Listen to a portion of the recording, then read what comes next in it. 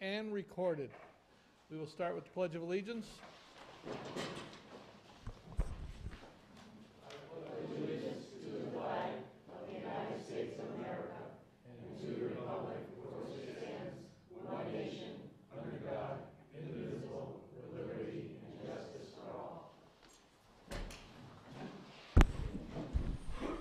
Contrary to rumors that you've been hearing, I do not see summer yet. Okay, we have no appointments, no hearings. Reported the Selectman and Town Administrator. Would the Town Administrator like to go first, please? Sure, I only have one item since it's only been a week since our last meeting, but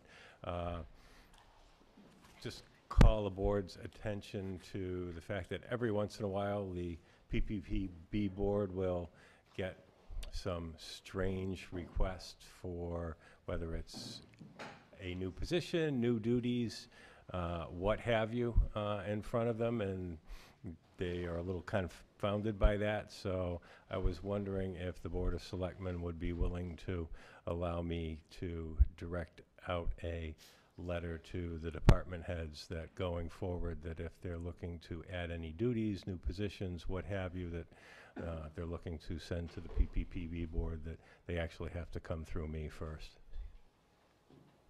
Based on what's going on budget-wise and everything else, I think that makes sense. Do I hear a motion?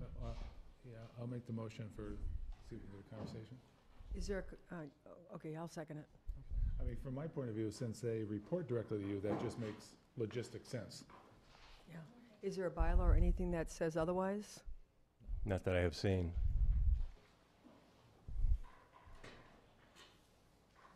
Motion and a second. That's in the discussion. All in favor? Aye. Aye. So moved. Thank you very much. Clerk, get that? Excellent. Anything else from the Town Administrator? Not on my part. Thank you. Selectmen, any reports? Do you want to go talk about the form? You want me to talk about it? That's agenda item. Okay, so So- we'll, Just, yeah, the We'll leave that 60, for the later chapter then. stuff is on the Yep. agenda. yeah, no, just that we had a meeting, that's all, okay. Yeah. So that's it? I think so, yeah. Okay. New business, Chapter 61 land discussion. Well, two board members were at the forum and everything, so I give the mic to you Gonna too. start and then I'll, Yeah, we had a forum last, what day was it? Thursday? We had a busy week last week, so had a lot of meetings. Last Thursday, it was at the behest of several folks in here, the groups that are interested in the Chapter 61 land. We had, I think, 175 people turn out. It was quite the well-attended event. We had an attorney from the town. We had an attorney that the interested group brought in there, and I think it was pretty spirited.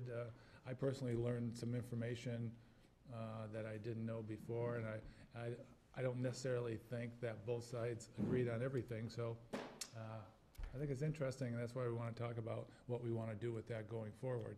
You invited the speakers, so do you want to talk a little about the speakers? yeah, sure. So our attorney, Katie Klein, was nice enough to come. Originally, she was going to Zoom in, but she wanted to be there in person, so she came. And she talked about Chapter 61, first right of refusal, intent, and so forth.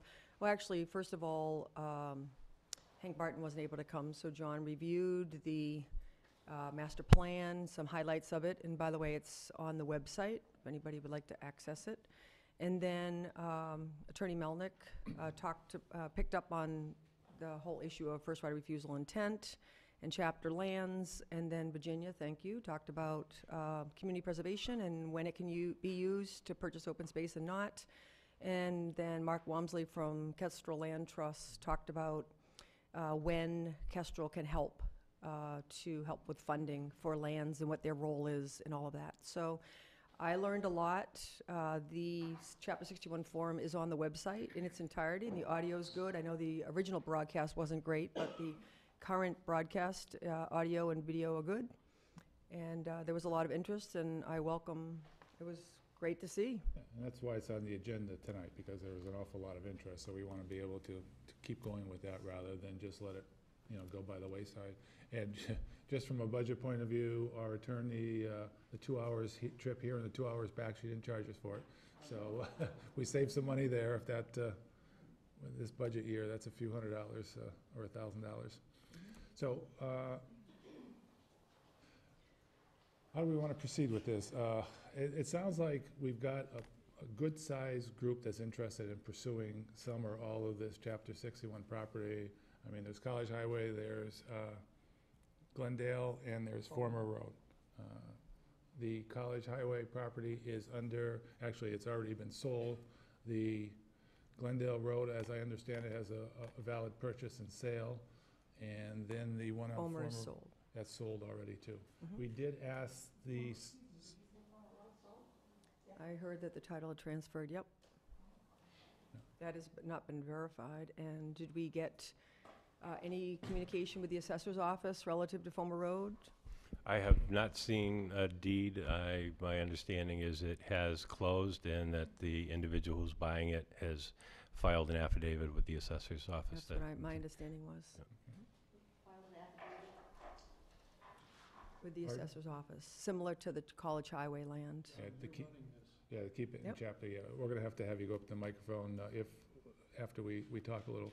We sent letters, I believe, to the owners of the land, which is the same owner on all three lands, to get a copy of the purchase and sale. We haven't gotten anything back to this point, correct? The attorney has confirmed that Fulmer Road has closed and that it was their understanding that the purchaser did file the affidavit with the assessor, which is true. And the attorney has told me that they have responded to the letter that we sent out on the Glendale Road property, and that was mailed to us today. So we should see that back in the next day or two Okay, with the so- purchase and sale. So one is standing open, and from at least what I learned, and you can go into it too, what I learned at the meeting is, we still have a right to go back and request, our attorney, we'd have to go to court, it sounds like, have to do an injunction. It'd cost us a little money, but according to Attorney Malik, is that right? Melnick. Melnick, he didn't think that would be a long time period or real expensive. He thought it could be done pretty quickly. So we need to judge what we want to do. Do we want to look at all three properties? Do we want to look at specific ones? Or do we just want to say no, because the funding comes into play after that? Obviously, the one on College Highway, I believe, was 1.2 million. The one on Glendale is 720,000. I'm not sure about the one on Fulmer is 200 and some. 200-something thousand. Mhm. Yeah, there's been some talk about if we get the property on College Highway, that we take it, we sell it, make money for the town, and we keep some of it for the safety complex. I'm not a big advocate of the town getting into buying and selling land for profit. That came up, so I wanted to bring it up. Glendale, that is 90 acres, I think. That's pretty much open forestry, not developed at this point. And Former, I must say, I don't know what is up Fulmer there. is, the Conservation Commission last night expressed an interest in that particular property, that they would have had things gone differently. They would have looked into it more. It's contiguous to existing conservation property. Okay, so now I guess the question is, do you have any? Well, I just wanted to say that I think that in some people's minds, that first right of refusal has not been triggered, and that currently all three properties are still in chapter. So it comes down to interpretation of whether or not we're entitled to get first right of refusal and what constitutes intent. And there appears to be variations in that, although I sense from both attorneys that there was a lot of agreement. What Attorney Klein said was that the bar has to be pretty high. There has to be facts. It can't just be that someone, for example, lists the property for development possibilities. There have to be facts. And Attorney Melnick felt that, basically the facts are there. So that's where we are, and that's what our next discussion is, between the three properties, between all the three properties, future development in the town relative to Chapter 61 land. We have to decide what our next step is. That's the way Yeah. I see it. And funding's a key too, as we approach this. Can we afford all three properties? Can we afford one? Can we afford two? CPA money, excuse me, if the money that they're gonna put at the town warrant for the Labrie property goes through, I think they brought it down to $650,000. That's gonna leave maybe $300,000, I believe Virginia said. Is she back there? Yeah. about $300,000 left to go with, or if that doesn't get approved, is that money go back into the open space and we can use that for purchasing land too?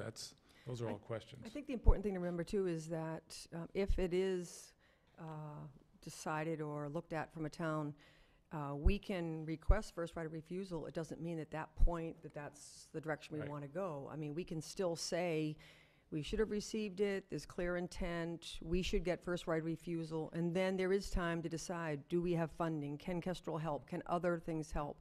Can we borrow? You know, there's a lot of ifs, but I think that we should do what's, you know, I mean, I think we should just, I mean, we haven't even passed the LaBrie thing yet. That's going to be on the discussion for tonight. I just think that, the field, I mean, I just think that we should decide what we, you know, what is in our town's best interest. And I agree with you. I think since it's going to cost us minimal, we have our attorney send out a letter to the owners of all three properties saying we don't think we had the first right of refusal, and follow up on that and see what they come back at. And then we can make a determination. It doesn't cost us anything, about maybe an hour of legal time for her to write a letter. We wrote a letter already, but they don't have to answer us. Legally, I think we start that process and we take it from there.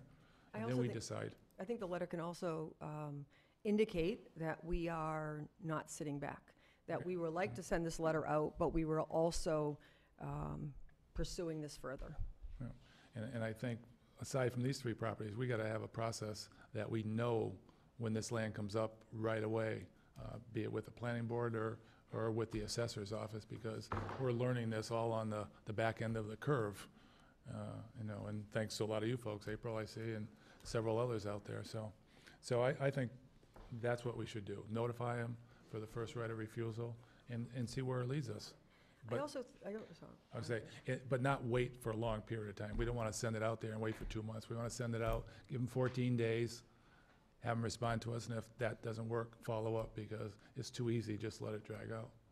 I'm sorry, go ahead. Well, I was just going to say that she made some other good recommendations, Attorney Klein, and that was that there are certain things that we can do. Obviously, we have our master plan, we have land identified, we can keep a relationship with those individuals. We can work towards being more focused on what lands are valuable to us as a community. And, you know, I had asked the question about whether or not, some people said, well, how can the planning board entertain plans which clearly have intention of converting the land to commercial, residential, or industrial?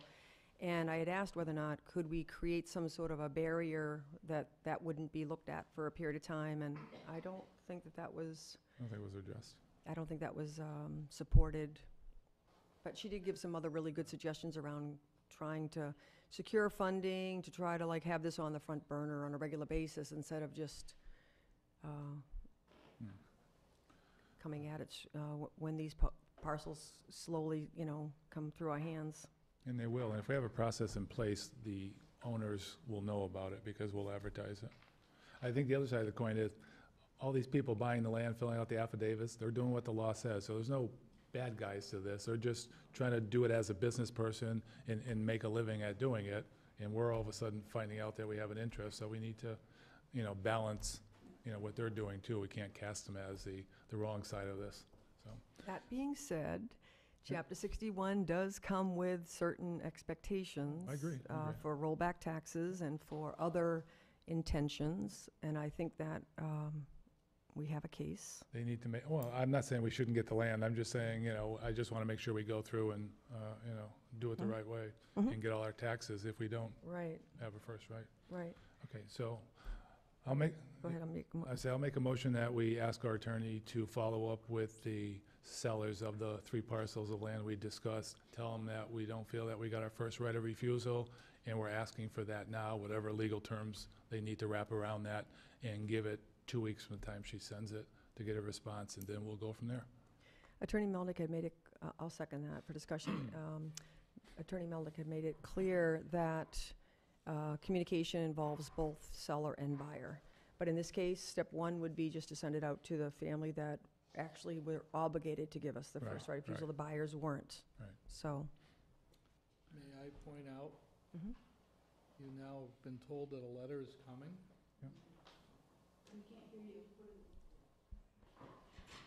We just were notified 10 minutes ago that a letter is coming Mhm. from the seller. Yeah. Responding to our letter of last week. Right. Rather than going to town attorney right this minute, we have another selectmen's meeting next week. I would like to see what the response is, because the response may answer some of these questions. We asked for a copy of the purchase and sale, but you're right, they may respond differently. I don't know what the letter says, but I'm just looking at the fact that I'm not trying to burn down our legal account and have the attorney duplicate a letter that may have already have an answer coming to us. So I'd rather wait that week to see what that letter actually says, and then have that letter to give to town council so that they can write a better letter if it's needed. Isn't that letter coming into town council? Is it coming directly here? I believe it's coming here. It'd be coming directly to me. And the first letter that went out to our attorney, that the attorney sent to the seller said what? Can you just remind? The letter that you had drafted basically went out to the sellers saying, I sent two to different. reminding them that, Yeah, there's two different tones of letter. One to Fulmer Road, because we didn't see any evidence of intent, just reminding them that of the right of first refusal, should the purchaser have the intent of taking it out of chapter land. The second letter that would have been for the Glendale Road, because of the fact that the purchaser had been informally in front of the planning board, took another tone to it. It did remind them of the right of first refusal, but also reminded them that if the purchaser had the intent of removing it from chapter land, that we had the right of first refusal, and that we'd like to see a copy of the purchase and sale. Yeah, because even if it remains in chapter land, what the attorney says, it may not be really staying that way. And, I don't know if that's accurate. I mean, I still like the idea of me too.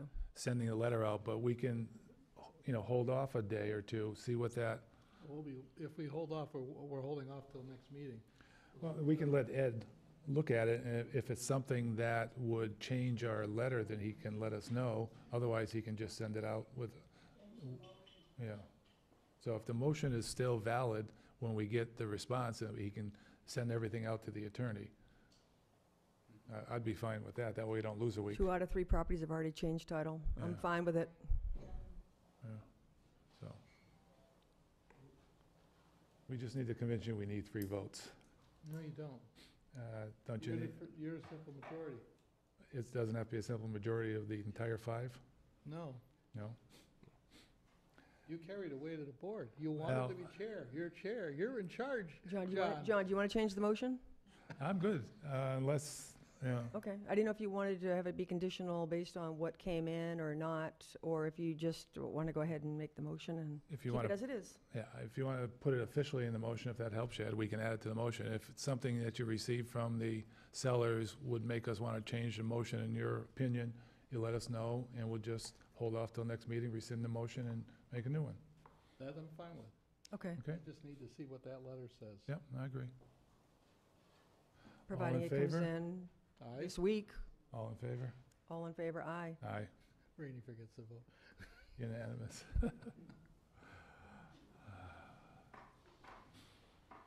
Okay, before we, yeah, It was unanimous. it was unanimous. So John's still learning how to do this. before we get off of the chapter land, is there anybody in the public that would like to have to go up to the podium? I know what I'm doing. Chair before I kill myself. You want this one? Put one here. Jean-Pierre Crevier, Crooked Ledge Road, Southampton, Mass. I would just wanted to ask, is this fairly common that people just sell without notifying us? Again, it's fairly new to us. This was just brought up, 2 months ago, how this was being done, and we're just learning about the process as we go along. So technically, they've been selling it, and we may not know about it, but the assessor should know about it, treasurer should know about it. So that's what we want to work with Ed We to should get a find out if process. there's been a lot of this land sold this way, and it may be just making an announcement is not gonna get to a lot of people, you know? A lot of people own land here that don't even live in town that's probably in chapter, so it might be worth seeing how many pieces of land are in chapter and sending a letter to every one of them telling them, remember. Well, that's what I was gonna These are say, the we're gonna rules. have her do a search and see what's in chapter land. I'm not sure if they can pull all that up, but they should be able to, because what we learned the other night is they're supposed to fill out a affidavit every year.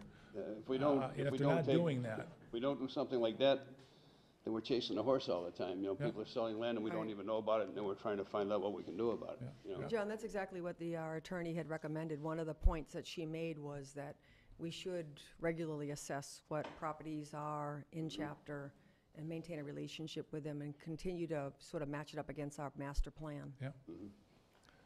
But again, that annual affidavit that they need to fill out, if they're not doing it, then they're in violation of that. Yeah. So we need to update that.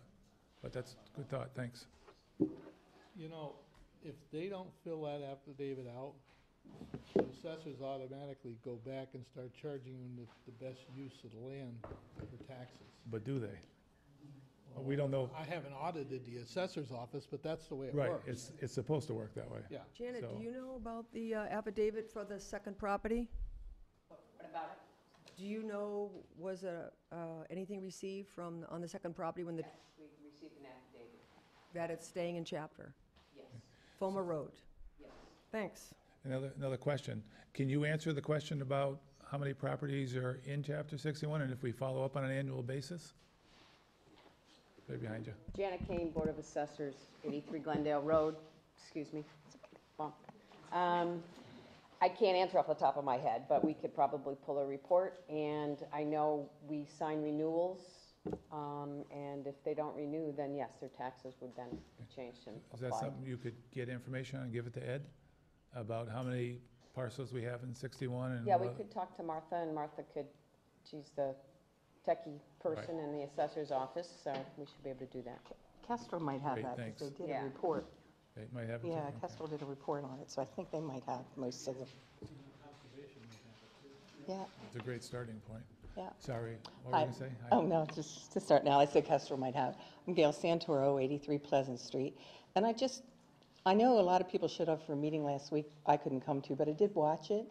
And I know from people who were there was a lot of discussion because they weren't allowed to discuss the particular properties. So people left the meeting understanding maybe what 61 was and what it meant, but not why anybody in the town was that concerned about it. What were the properties? So I just wanted to talk just a little bit about some of those things. The first thing I wanted to say is I chose this town to come and live in, to build my retirement home, to spend the rest of my life in. And one of the reasons I chose it was that wonderful plan, that master plan. It's well-written. It speaks, I think you spent $75,000 or $80,000, this town did. We spent our tax dollars on it. And the people spoke very clearly, not about wanting this, that, and the other, but about wanting open space. And I think I heard Virginia say the other day, as far as CPC funds, that it's always been indicated to you that this town has a strong affinity for keeping the rural and farming character of this town. And that our money that we contribute to CPC, we want to see it spent that way.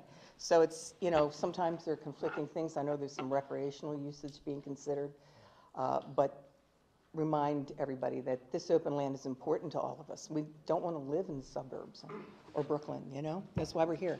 But the other thing I wanted to say was the Chapter 61. It's a great way to preserve land. If it's 61A, it's farmland, we all benefit from that. 61, you get nice open land. And so as townspeople under mass law, we agree to grant people who put their land in Chapter 61, or A, 61, a tax break. It's considerable, folks. It's maybe, 75, 80%. So my tax bill is almost $10,000. Boy, would I love to pay too. That would be really great. And in exchange for that, we get something. We get to see the farmland stay intact, and we get to see the beautiful rural character stay intact. In exchange for that, they sign a legal document. It's a mass form. That affidavit is not like a nice-to-have thing. They swear. They make a contract. If you give me this tax break, and by the way, the tax base is this. When somebody doesn't pay 75% of theirs, all you people here and we make up the difference to bring it up to what we need to run the town. So we all have an investment in those lands that have been granted a reduced tax rate. So when they come out of 61, the town is due a right of first refusal. If someone's going to sell it to someone who goes in and signs an affidavit thinking they're going to wait a year and then develop it, come on, guys. The state of Massachusetts is not that dumb. We already have settled case law on this. We had Sudbury So just so you know, versus Scott. this is all what we heard the other night. We're all sort of in agreement with what we heard. It was very educational. We decided that the goals of the forum were to educate the public and to gauge interest. We were not there to talk about individual properties. We're not going to Right. violate open meeting law. Yeah. And so That's why we're trying to talk about it. we here. appreciate the incredible support Yeah. that people gave, and that's why we're doing next steps. So Yeah. we're basically in agreement, but Well, we I don't. think you are, but I still hear a lot of quibbling about intent. Like, we all have our opinions about whether or not there's intent. Right, Maybe well, there that's is, going to have maybe to be there decided isn't. by the courts. That's But what it- we were told. But just so you know, it's already been decided in another case. Right, Where we're aware of people that. did perk tests and people took something into the planning commission, even though they signed an affidavit saying Right, they're but going for to the keep town it of in. Southampton, that's going to Right. have to be decided in the That's right. courts. So you do have case law, and that's Yep. pretty important when you're thinking about what may constitute intent, when you have the same actions here that constituted intent in the other I town. think that's the difference. You're talking perk tests and all that. That's an invasive process. Now, there's not that process. To me, Coming to the planning board, too. well, to me, going to the planning board, because I attended that meeting, to me, that's intent, but according to one attorney, it's not, and to another, it is. I mean, what else you're gonna do to Well, one have attorney- intent, you know? So- One attorney pays attention to the settled law, case law, and the other one doesn't. Well, I That's- guess that's why Yeah. we want to proceed. And you said we weren't going to discuss specific cases then, and that's true. And somebody asked us that, and that's why we said, come on to the meeting tonight, we can be specific here. Yeah, and Right. that's what we're doing. Right. So our intent is to see what we can do to recover 1, 2, or 3 of them. I just think the town has some energy for looking at rescinding these sales and getting it done right. Other people in this town obey the law. They have something in 61A, they go through the proper procedure. If they have to take a couple lots out, develop them for family, I think Barbara LaFlamme, she's here, I think they did that, they paid the taxes on that land. You can't subvert the process of recouping the taxes by having someone say, well, I won't develop it for a year. And even if you look, go and look, you'll find 3 years later, you start to develop it. If they can prove you had intent when you bought it, you can still pull it back. So I guess the town is thinking, we'd like to see some legal action, if you're not successful with your letter, to actually bring something forward, to bring them to the table, to get it squared away, take that sale back, because it's not a legitimate sale. It might have gone to settlement, but if it's not properly done. These are laws, they're not nice to have. Affidavits are legal documents that are signed, they're a contract with the people of Southampton. In exchange for getting off taxes, getting away, getting the break on the taxes, then people agree to repay them. And I agree, we heard that loud and clear. Could we just I have live- some other people though yeah, that and want to speak? could I just finish? Yep. I live on property where the development started almost the day that the property changed hands, right? All on Pleasant Street, all of that was done the same way. So this is not a new thing that's happening in town. It's been happening for some time, and we need to recognize that. It's happening for some time. We ask for money, we need money all the time, and we're walking away from taxes. And it's ridiculous to come and ask me for money when somebody gets a wink, wink pass on their property sale, so. Thanks. Hi. Bob Koza, Chairman of the Historical Commission. I sit on several committees because the Historical Commission is represented on CPC, the Safety Complex Committee, and actually the Master Plan Committee. I have a question. I'm in support of what you're doing. I don't want to pontificate about the Chapter 61 and what we should or should not do. But one thing that bothers me about what has occurred in the past with regard to this situation we're in right now is that at several of the meetings that I attended, statements were made that either verbally or in writing, specifically in the case of this owner, the desire for the town or the interest in the town in that property was made aware, they were made aware of that. Now, I don't know if that was in writing.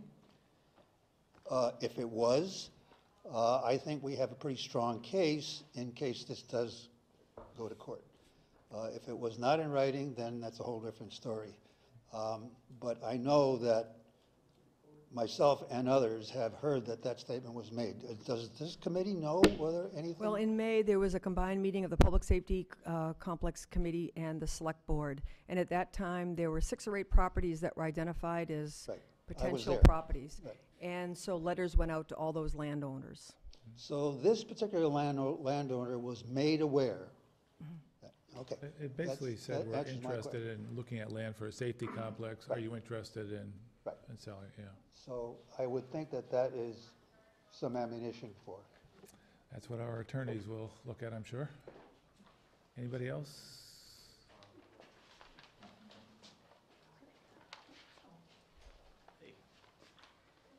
Hello, everyone. I'm Joshua Garcia from the Pioneer Valley Planning Commission. I hope everyone's doing okay. I didn't come necessarily for a discussion, but except just to make a public comment concerning Chapter 61 land discussion that you guys are currently having right now. And I just wanted to put out there that, you know, there was a proactive solution that we at the PPC try to help the town to develop in partnership with the city of Easthampton to help mitigate the complexity of this particular concern around land management and Chapter 61.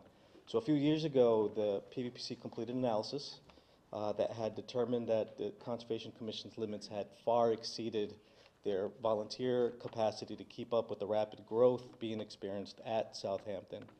And taking that into consideration, the town's needs and cost limitations as well, we had provided technical assistance and developed a feasible partnership arrangement between Southampton and Easthampton to share what would be a conservation agent, a particular position that didn't exist before in both communities. It was predetermined and later verified that a large portion of the responsibilities of the agent for Southampton specifically was related to management of existing conservation land and open space, including land presently held under Chapter 61 programs, as well as to identify future parcels for open space acquisition and to secure funding for such land. The shared agent position was carefully designed to address issues concerning rapid conversion of land held under the chapter in Southampton and to reflect completion of goals of the resident-driven open space recreation plan and the master plan, which assigns many of these responsibilities to the Conservation Commission that currently lacks the necessary capacity to maintain this particular thing. So I recognize that the shared cost for the agent position was removed from the budget, which, you know, I guess, you know, obviously there's reasons for that. There's budget limitations and that keep small towns from expanding and exploring areas such as this one.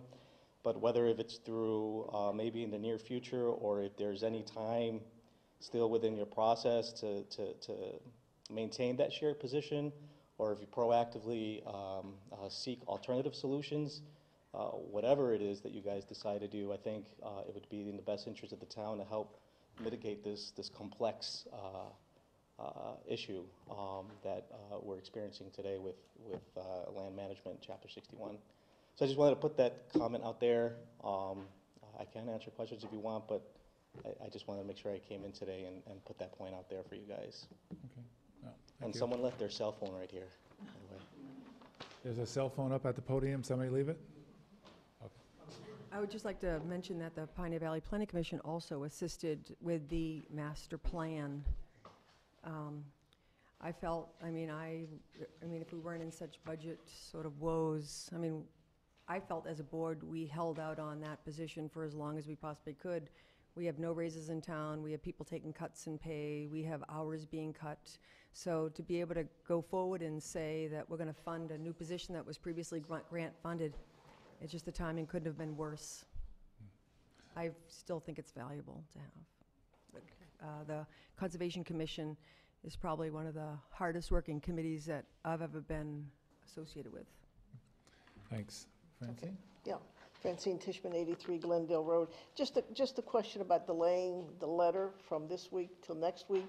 Is there any downside to doing that? Are we going to miss an opportunity if we do that? Well, we're not going to, yeah, we're not going to delay it, depending on when we get this. I'm going to assume we'll get it tomorrow. It's sent certified, I believe, and all that. So once he opens it tomorrow, Ed can see what it says in there, and he can let Okay. us know saying, hey, this is all that we've got in there, so we'll just send the letter out. We'll just go ahead. Yeah, that's why we didn't want to hold it back for a week. But if there's something really critical in there, will make us change our mind, like, okay, I'm offering you this land now, that would solve the problem. Okay. But All right. we didn't cancel the motion, we just were asked Ed to see what was in the letter and let us know. Okay. And then one other, and you may have, this may already have been done, and I'm not sure, but cross-referencing all the properties when you get the lists that are in Chapter 61 with the master plan? Do we have such a list? Well, I know they're going to get that list, but you remember that woman cross-reference. and the assessors? Yes, Yes, so she's But- gonna get that list for But us. cross-referencing that with what was in the master plan to make sure that we select the properties that people in the town have already selected as prime for open space. I think that's a great idea, and we don't have a chair for the Right. yeah. So we need to, I was a member at large on that committee, but that committee, right, yeah, because you were on it as well, yeah. yeah, we were, We need to convene that and get a chair. Right. I hope people realize that we get this letter, let's say we get the letter tomorrow and we decide to still go forward with the town attorney. The fastest we can hope of seeing a draft letter from town attorney is next Tuesday. But that's fine, but that'll use the week to get the draft letter here, and we can approve it, and, I just want Yeah. people to realize that doesn't mean the letter's automatically being sent out Right. because, and then we're not even seeing what the letters is as a board. Virginia Ahart, Chair of Community Preservation Committee. I can answer your question if a letter had ever been sent. Because years ago, long enough before Labrie Field was created, and we were able to get that, that land, the owner of that land passed away. right? And there was questions about what was going to happen to that land, the one here on College Highway. I was directed to write a letter to the owner, the executor of the estate, and indicate the town's interest perhaps to have playing fields there. I got a response. It was very curt, not very well put, but it was a big fat no, and if I ever do, I will let you know. Okay, Thanks, Virginia. yeah, thank you. I have been communicating with those owners off and on for years relative to stuff and never got anywhere. Hi. Hello, Cindy Palmer, 71 Glendale Road, and I am not going to reiterate everything you just did to review the forum, but there was one point that I think could probably be kind of expanded on a little bit, and that was the idea of funding for the purchase. We are a town that's very strapped. I hear all these people rattling papers back here because they're working hard on an override, and I'm 100% for it and agreeing to knock on doors if that's what they need. But money is not something we have a lot of in our town, and I know that. What I heard at the forum was that we, the town of Southampton, needs to think kind of out of the box and a little more creatively. There's a combination of monies that could be used. We shouldn't automatically say we probably don't have the money. I think in the past that has been kind of the sentiment. We need to focus on the goals, focus on the master plan, focus on the strengths, focus on the reason we're such a great town, not let it get away from us, and remember that I don't have magic, trees growing in my backyard with money on it.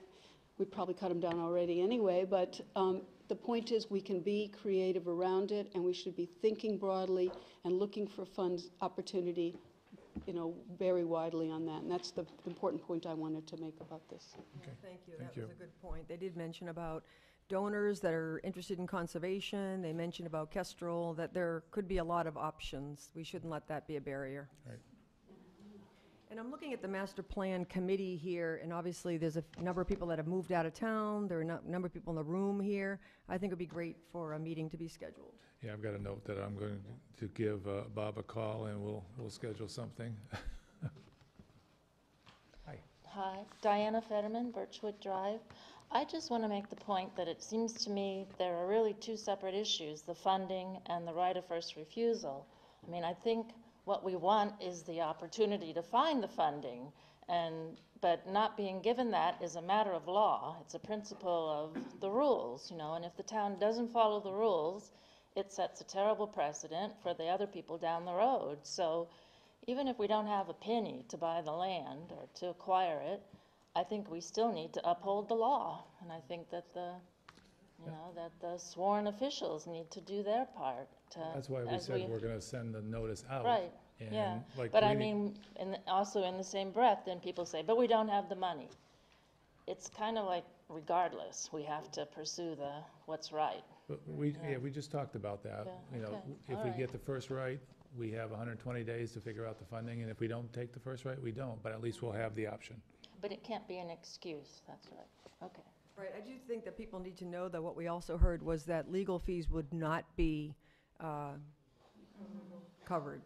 Right. So that would be, the town would have to decide that Yeah. would be, there is a piece of it.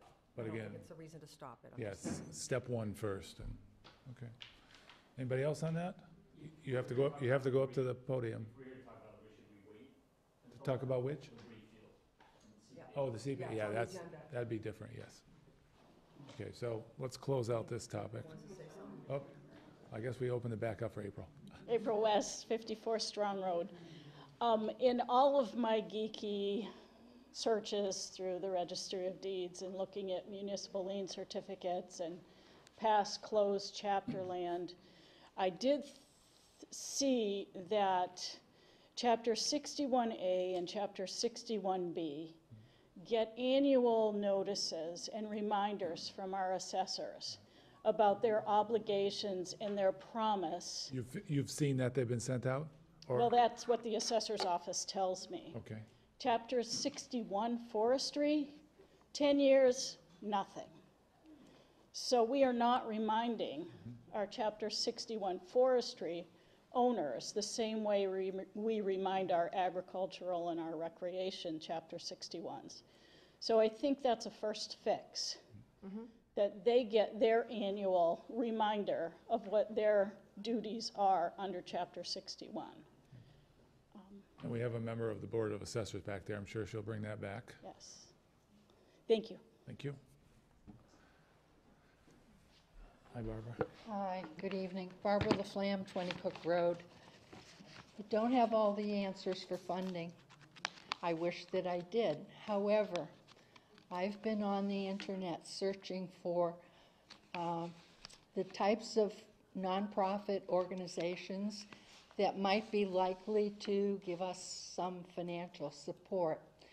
One of the sources that I found was the New England Law Foundation, and one of the members on the advisory council that provide assistance and support is Christine Hughes.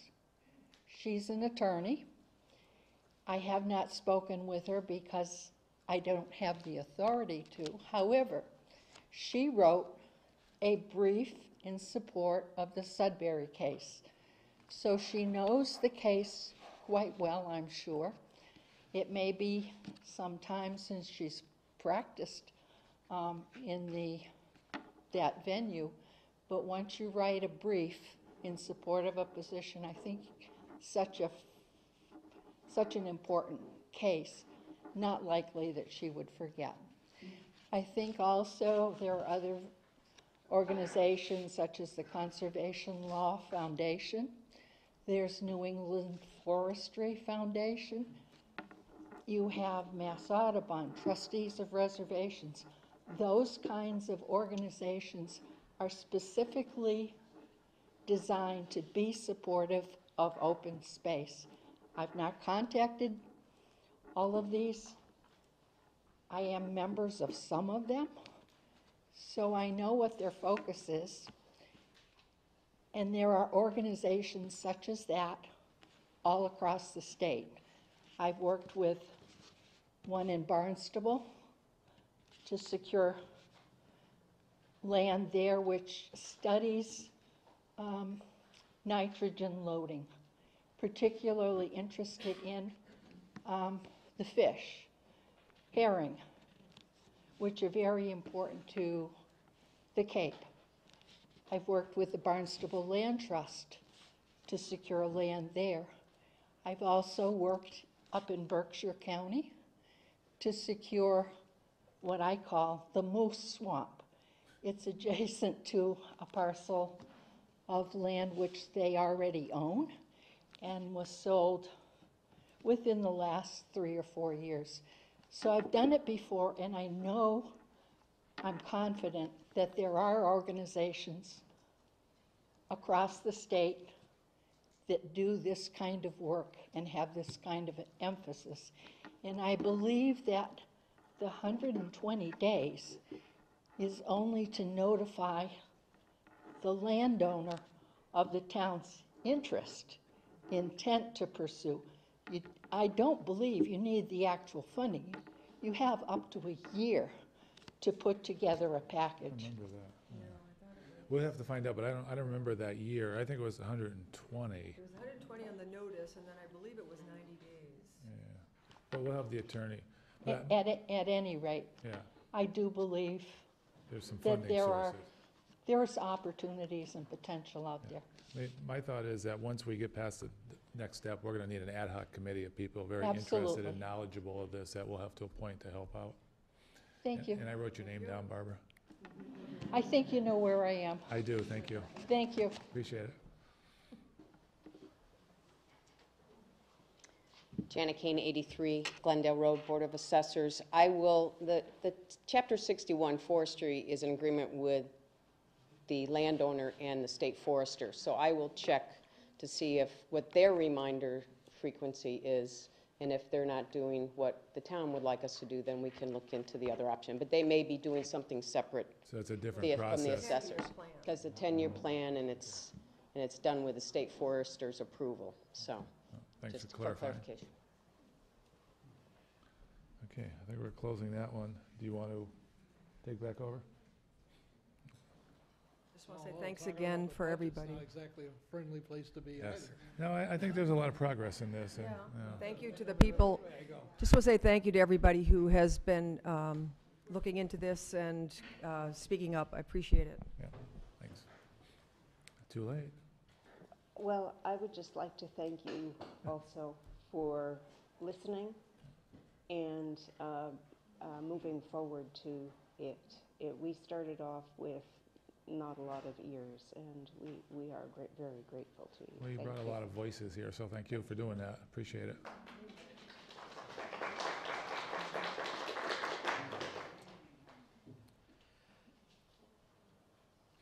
Okay, who's got the helm? You do. I do? I can't get chastised anymore by you. If I didn't harass you, you wouldn't feel like I appreciate you, This is true. you know? Are I feel there, very appreciated tonight. Charlie, is Jim planning on showing up at 7? Should- 7 Yes. o'clock-ish. Yes, Are there he's, other items we should cover until? that was what I was going to do. Okay. Jim's at a wake and he's supposed to be here for 7. Okay. Okay, there's no signatures on any forms, there's no licenses. I signed warrant P 18-40 for $265,434.36, and PD 18-40 for $41,134.78. So those warrants have been signed.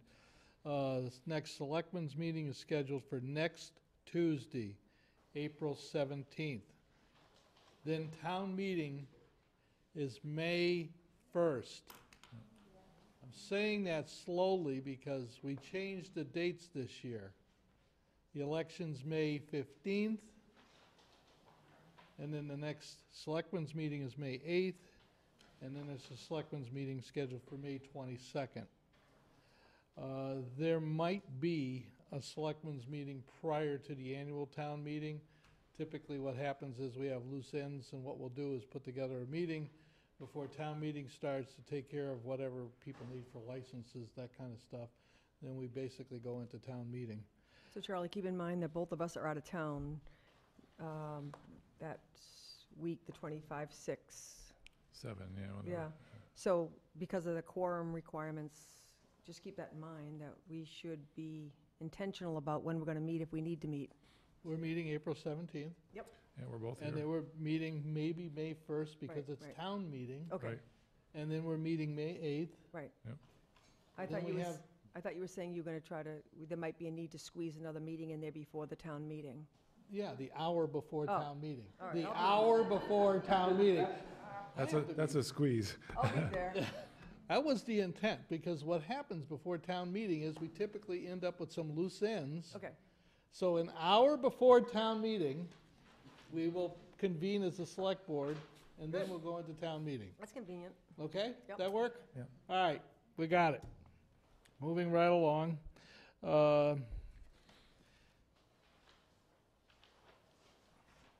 gotta tell you, friends and family, I have nothing else to delay on this thing. Well, I'm going to bring one thing up, only because it's a little pet peeve. And article for the Springtown meeting is presentation of educational awards.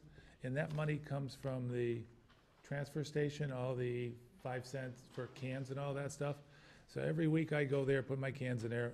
My son, I got 2 minutes to spare. My son, when he was in high school, said he had to write an essay for a $500 scholarship. He says, "Dad, is it worth writing an essay 2 pages for $500? I says, let's sit down and talk, because you're going to do a lot more for $500 once you get out of this school.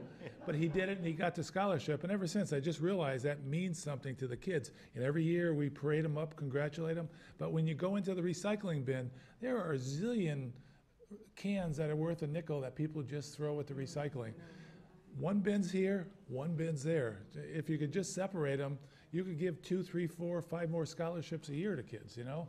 And I think it gives kids pride. You know, come up, get that $500 check and all that in front of the group. So please throw the right cans in the right area.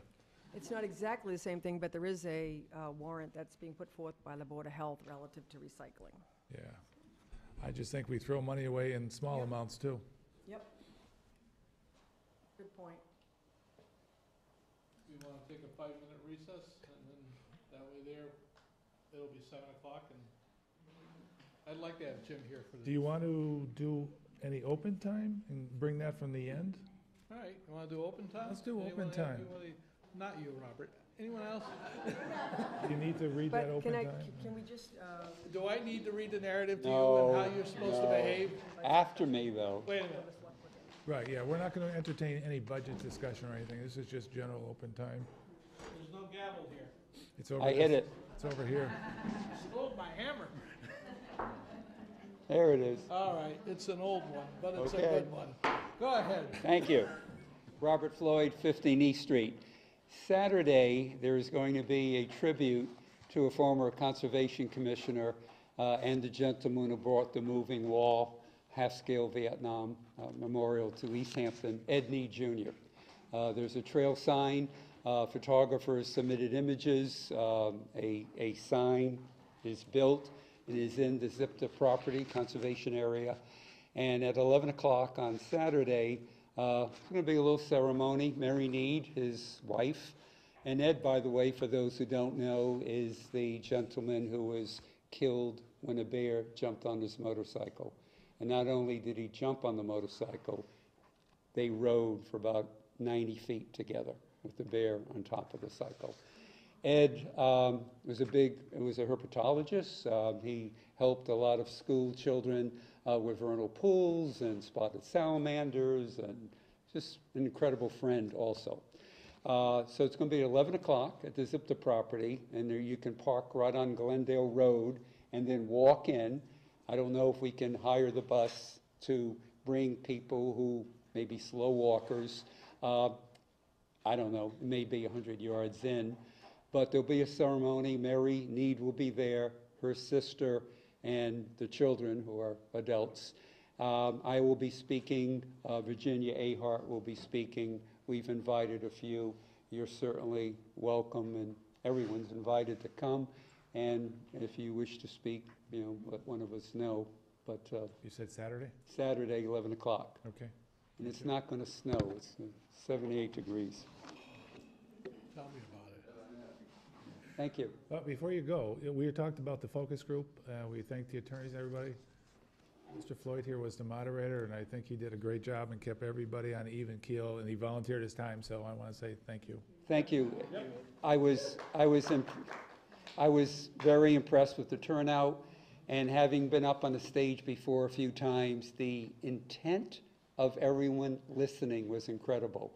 And while I'm here, I've talked to Easthampton Media. We need to replace at least two of the microphones, because we can't hear in the back. One's faulty, and the other one that Attorney Melnick had sounded like a wound-up toy when he got up, so we'll fix that. But it was an incredible experience, and I've never seen a forum like that in Southampton before. Thank you. Open time. Going once, going twice. 5-minute recess.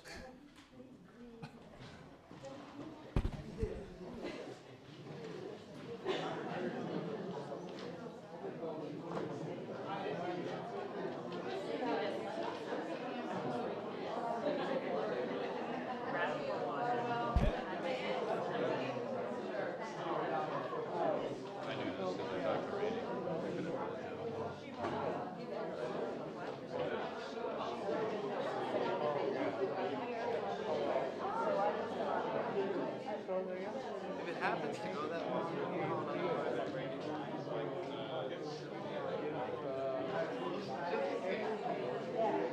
yeah,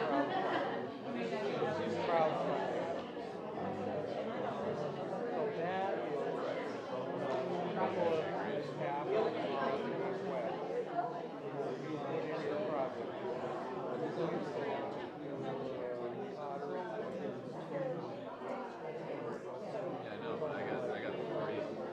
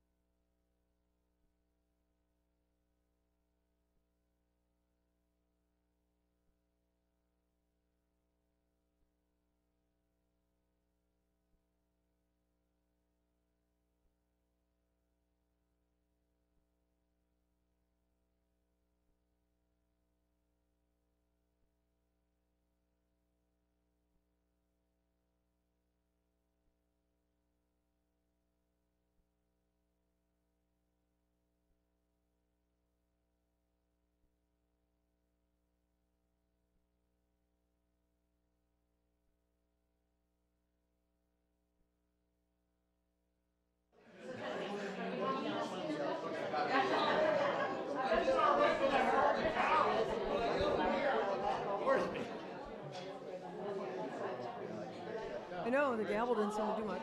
All right, so, calling meeting to order. After a recess, Board of Selectmen's reconvening April 10th. It's now 7:05, 2018. This meeting is being recorded and televised. First thing on the agenda is going to be going over the budget for the final time with all the modifications. Ed, can you bring out anything that's been modified since last week that we need to discuss? There has been nothing that's been modified other than the changes that you made last week at that meeting, which are reflected in this budget. Do I hear a motion to accept this as part of the, as one of the warrant articles? So moved. Second, somebody? One second for discussion, just. Okay, second. Now discussion. I'm looking for something here too. This is our final brush with this, people. Yep.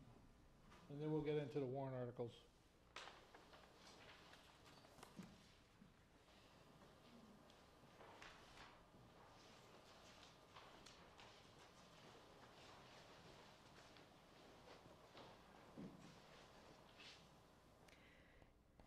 Ed, I have a question. Sure. There were supposed to be some dollars assigned to administrative assistant wages in the, oh, okay, so it's not in the non-override budget? I thought that was gonna be in the non-override budget. No? In our office? Yes. Yes. There's $6,000 that's in the non-override budget. Okay, I don't know if I have a current one then. Mine's not showing that. Mine's not showing that either. Let's see it. I have an electronic copy, though. You sent that out, so this is not the most recent copy. Ed, this is. We were having some issues with the printer today, so it may have You wanna look thrown at out this? some old. I have an electronic one, do you? Okay, if he so it's sent it to us, I 6,000 there, have it. there's nothing. Let me go print some more, and make sure that they're the right ones. You don't need to print one for me, Ed. I have it. Ed, right, I'll be Ed, right if we're- back. if there's just a couple of them here, don't, we gotta keep rocking and rolling. It'll take me 2 Sit minutes. down, relax. It'll take me 2 minutes. Take a breath. It's okay.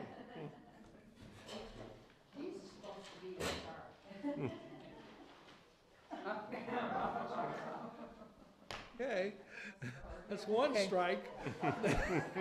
Matt, sit down. Yeah? Yeah. Okay. We're just going over the line items, not the I wanna warrants. get this wrapped up, then I'll open it up. It's not you're being ignored, but I don't wanna have, I'm gonna go get. No, just. No, let me just no, see what I'm it gonna is. go do it. Sorry. You're gonna have to do it in front of my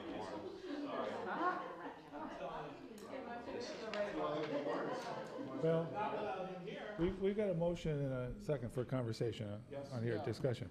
I mean, from my point of view, I've got, before I can vote on one, I want to talk about another, because there's one, the override, or non-override budget is tied in, at least in my mind, to an article here, Article 17, which is the transfer from the operational stabilization.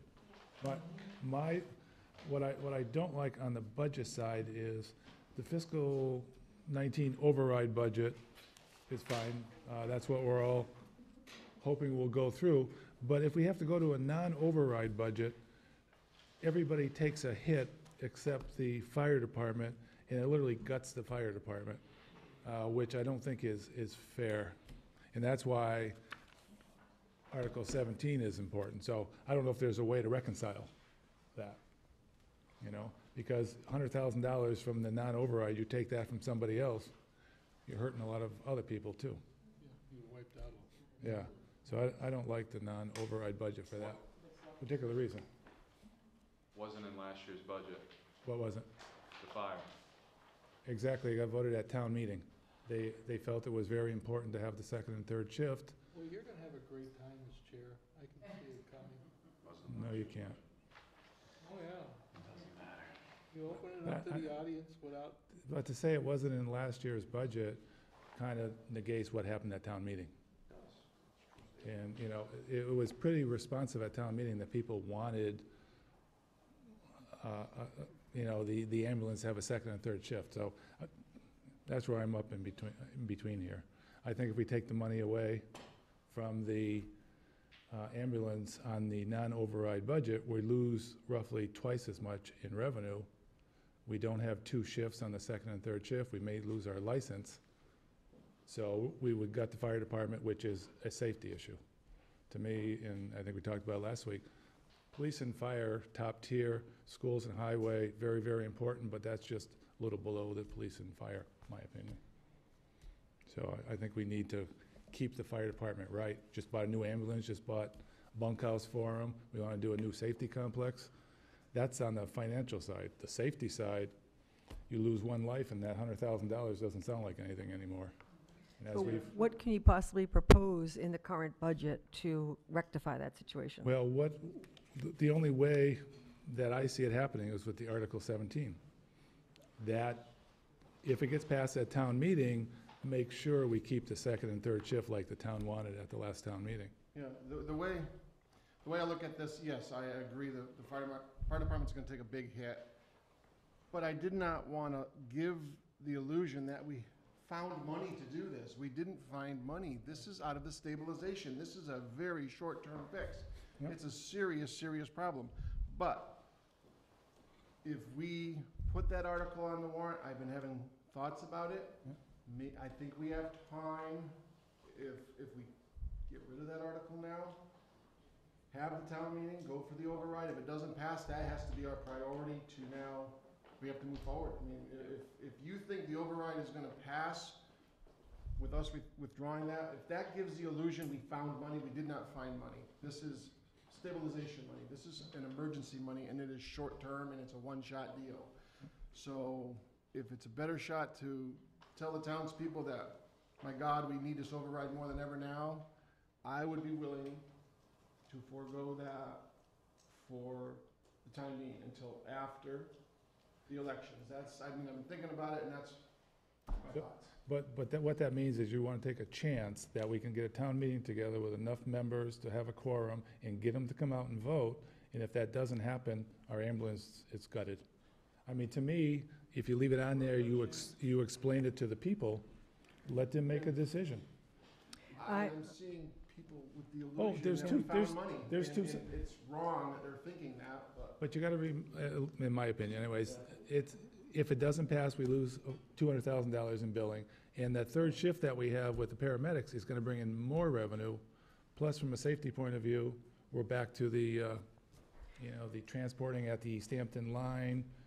It's a big safety issue in my mind. There still is, okay, if we transfer the money at the end of the year 2019, we're gonna be 100,000 in the hole, Well, correct? no. But if we don't transfer the money and the ambulance gets cut back, that's gonna lower our revenue probably by 100,000. We're still gonna be 100,000 less at the end of 2019 without the ambulance coverage. So that's, Yeah, what the town accountant says, about 200,000. And again, the third shift should bring us more revenue in because we don't have that now. So we don't have paramedic intercepts. So Well, we had this should generate more income for us. So hopefully next year, it'll be self-funded. Well, we had agreed that we weren't going to do a menu override, that we're all on this together, Yeah. and that, I'm basically hearing from people that it would negatively work against an override. And I 100%, as a registered nurse, support the ambulance and EMT. I believe that they're going to be able to bring in the revenue to cover the $100,000. But I do think that it should be step 2. I agree.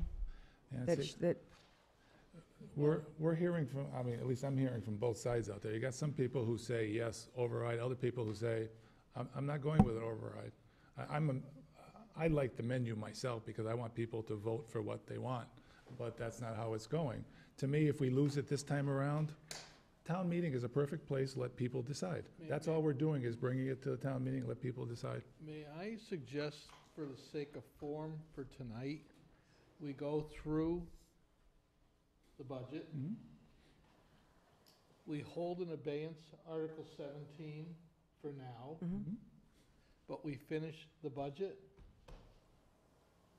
In hopes of taking some money from somewhere else and putting it in the Well, fire? I think what we're gonna do is when we get to Article 17, we're gonna have that debate. Yeah. And if we have that debate and we decide that we're not gonna go forward with Article 17, which, in my mind, that we shouldn't either, and I'm not gonna get into the list of it, but you all are hitting the points, then it's still, we still have the authority to go back to this warrant article to modify. If you or someone knows where you wanna draw that money from, but I wanna get the rest of this budget done tonight. We need to get it done tonight, so we can go through all of this evening, and we're still gonna go into that warrant, and we're still gonna address 17. But I'm looking at people with the playing field and everything else that wanna come up to speak. Matt wants to come to speak about the override. People wanna, you know, I don't wanna keep doing this circle here with these discussions. I wanna get us on the track and moving forward. I'm okay with that. So, we have a motion and a second. Would the clerk be kind enough to read it back to us? I have a motion and a second to accept the budget for the town meeting warrant. Is that what you were discussing? Because I wasn't really clear on what your motion was. So that's accepting the whole slate the way it is. That was your The motion. budget as presented? Yeah, for discussion, yeah. Okay. My concern is still the same. If we go non-override, you're gutting the ambulance. Well, right now, the perception is that the money is coming, you know, that it's operational money, and we're just going to pick it out of, stabilization. I think if we end up having an emergency town meeting, it'll be what it really is, which is basically an emergency operating stabilization. Yeah, and there's more truth to that. Yeah, I disagree with you. I mean, I've heard both sides. No, There's two I sides out understand. there, you know. I totally support the ambulance and EMT being 3 shifts, and it's just a matter of what people's perception. I think we just need to do whatever we can do to have the override be passed. So we have a motion, we have a second. I'm gonna call a vote with the understanding that when we go through the articles, if we wanna go back to the budget, we can revisit it. Okay? Okay. All in favor of the budget? Aye. Aye. All right. Okay, the budget passes. That's both budgets, the override and the non-override budget. Now let's move into the warrant articles. Yes, sir. Robert Floyd, 15 East Street, Town Moderator. The budget will be, divide the question. We'll split it as we usually do, and we'll vote on each section. The override could also be divided, and each department could be voted on separately. Is that something that appeals? And would that affect the election? Is the election, override election, is it all or nothing? It's all or nothing. It's all or nothing, So we either got Yeah. column A or column B. okay. So there's no splitting up the election or dividing the, Can you split up the election at this time, or is it too late? That's the question. We would have to change the Ballot? ballot question. Yep. And the ballot question has a number on it. Yep. And if you change the budget, you change the ballot question. If you change the ballot question now, and we've already certified and submitted that for the election, it's done. Yeah, today, Last night at 4 o'clock. Answer that question? okay, thank you. yes, Thanks. yesterday, yes, close of business yesterday. Yeah, so that's a done deal. So now we're into the warrant. And before we get into the warrant, would you like the public to have an opportunity to talk in general? If not, We're going to go over each article one at a time? I think we should go over the articles we have concerns with. Then let's ask for public comment if there's comment about a specific article. As we go by them, yeah. Why don't you just start Article 1? Okay. Any issues from us or from the public? All right. Article 1, I'm just going to read a quick overview. Presentation of educational awards. Oh, sure, I want to hear somebody with an issue with that one. We already did. Oh, that's right, John had an issue, I forgot. Article 2, I'm going to pick on you all night. Article 2, presentation of certificates. Article 3, citizen petition, town meeting procedures. Article 4, citizen petition, legislation to limit the influence of money in politics. Article 5, wetlands protection bylaw. Oh, Charlie, Wait a minute, we're Charlie, going don't use the table. Huh? Use the actual articles, don't use the table. Yeah, you're reading stuff we don't Yeah. have. Wow. It's no good at this point until I know what it actually is supposed to line up to and amend it. Can I ask you a question? Last time, we had a identified person to speak to the article. Will that also happen again? That was helpful. If we, I'm gonna let anybody that's talking. No, No, I at mean, the town at the meeting. town meeting floor. There was, Yes. okay, Yes, absolutely. We don't want Sponsor. to look like we're, Yeah. right. all right, here we go again. Start with Pay no attention to the first page. Article 1, presentation of educational awards. Article 2, presentation of certificates. Article 3, citizens petition, town meeting procedure. Article 4, citizens petition acquisition of property on College Highway. Article 5, change treasurer collector to appointed position. I thought we were taking that off. Nope. No, it cannot appear on the ballot Oh, because that's- it can't appear within 60 days of the town meeting vote. I got it. So if either one of these passes, it will appear on the ballot in May of 2019 rather than May of 2018, but Unless it's we have a staying on the special- ATM. If we had a special election, we could put it on there? You could. Article 6, change town clerk to appointed position. Article 7, adopt clauses 22, 23A, 22A, 22B, C, D, E, F, Mass General Law, Chapter 59, Section 5, provisions for veterans exemptions. Under general government, Article 8, mandatory recycling bylaw. We have the whole bylaw here. Article 9, amendment to the town meeting bylaw quorum. Article 10, annual operating budget for fiscal 2019, non-override. Article 11, supplemental operational budget, general override article, that's the override article. That's where the two of them are, Robert? Okay. Does one have to say if one passes the other one? You will It's okay? see, yeah, you will actually see in Article 11,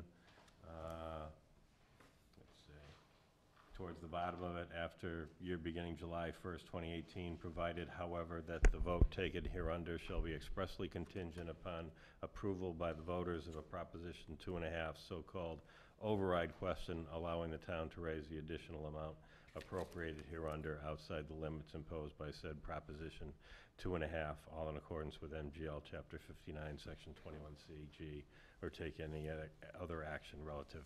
So that's the contingency to Okay. it, passing it to ballot. Thanks. Transfer station enterprise fiscal year 2019 budget. Article 13, water enterprise fiscal year 2019 budget. One note on the water enterprise budget, because the question was asked last night by the Finance Committee, and I found out today that the wages that are listed in the water enterprise budget do include a 2% increase. And I was told that, obviously from what we did, that they would only pay the wages that are approved for the highway department when they use the highway department. So it wouldn't be that the highway department would receive a 2% COLA when they work for the water department. But the water department employees will when they work for the water department. It doesn't make sense. Can we do anything about that? I mean, why would we approve 2% for, It's one of those gray areas, just like the schools, that is somewhat, because they are governed by a water commission that is somewhat autonomous, somewhat? somewhat, Yeah, I mean, The money still comes from the town. yes. yeah, so, I mean, I don't like that at all. It's just, it's not gonna be much money, it's just a point. Nobody else gets it, you know? So, I would say, do we have to approve this tonight? Mhm. Can we, You can modify this on the floor of town meeting. Correct. yeah, that's a whole nother process. Well, I mean, if you have a dollar amount, and you know what it is, you can make a motion to amend. Can you let us know what the dollar amount would be if it was consistent with other town employees? Is that something that you can get from the water commissioner? Yeah, it's built into the budget. You have line item budget, so we should be able to see it. So if you can get it to us, we'll make a motion on the floor. Just forewarn you, one time town meeting voted to eliminate the water department. Yeah, They did not have- voted against Picky. the raise, just like they're gonna vote against this one probably. so. Yeah, but instead, the language they used eliminated the water department. Yeah, that was a problem. Let's make sure we get the wording So right. Make sure you get your wording right, okay? I don't think so. It's not in the budget? Why isn't it in the budget? Only because I'm curious, Barbara, go ahead. Actually, the water department is governed as an enterprise fund, and the general taxpayers do not, as I understand it, support. You're absolutely correct. They're an enterprise operation that's funded by the servers of the people they provide the service to, the users. Yeah, which is the people at town meeting. Not all of them. Not all of them, but not all the voters are there either. That's true. It's just a point, I don't think we should give some and not the other. Okay. Article 14, transfer for amortization of WPAT bonds, FY 2019, wastewater protection, something. Did you skip 13, or is that me? 13 is the water enterprise account that you wanted to adjust. Oh, I'm looking at 12, sorry. 12 is the transfer station. So I'm at the wrong one, okay. Let me know when you. Catch up. Article 15 is the article we all wanted to discuss, transfer for the ambulance-related expense FY 2019 budget. And I'll read it to see if the town will vote to transfer $100,000 to fund the EMS ambulance-related expenses. Said sum to be taken from the ambulance receipts reserve or appropriated accounts, or take any other action thereof. Now, this is not the one that takes it Not out. the one. No, This is a standard. this is fine, this one, okay. Correct. Article 16, transfer from PEG program-related expenses, and that's basically the cable TV stuff. 17, this is the one.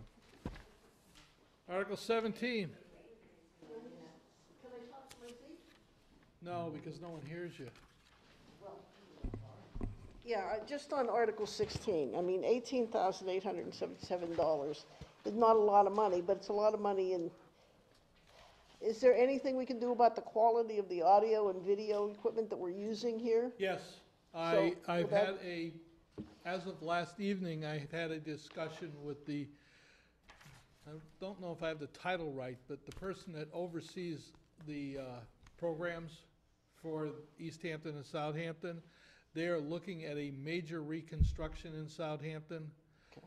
We got about $50,000 through our grant to do that. This article is basically a housekeeping article so that they can transfer money into that.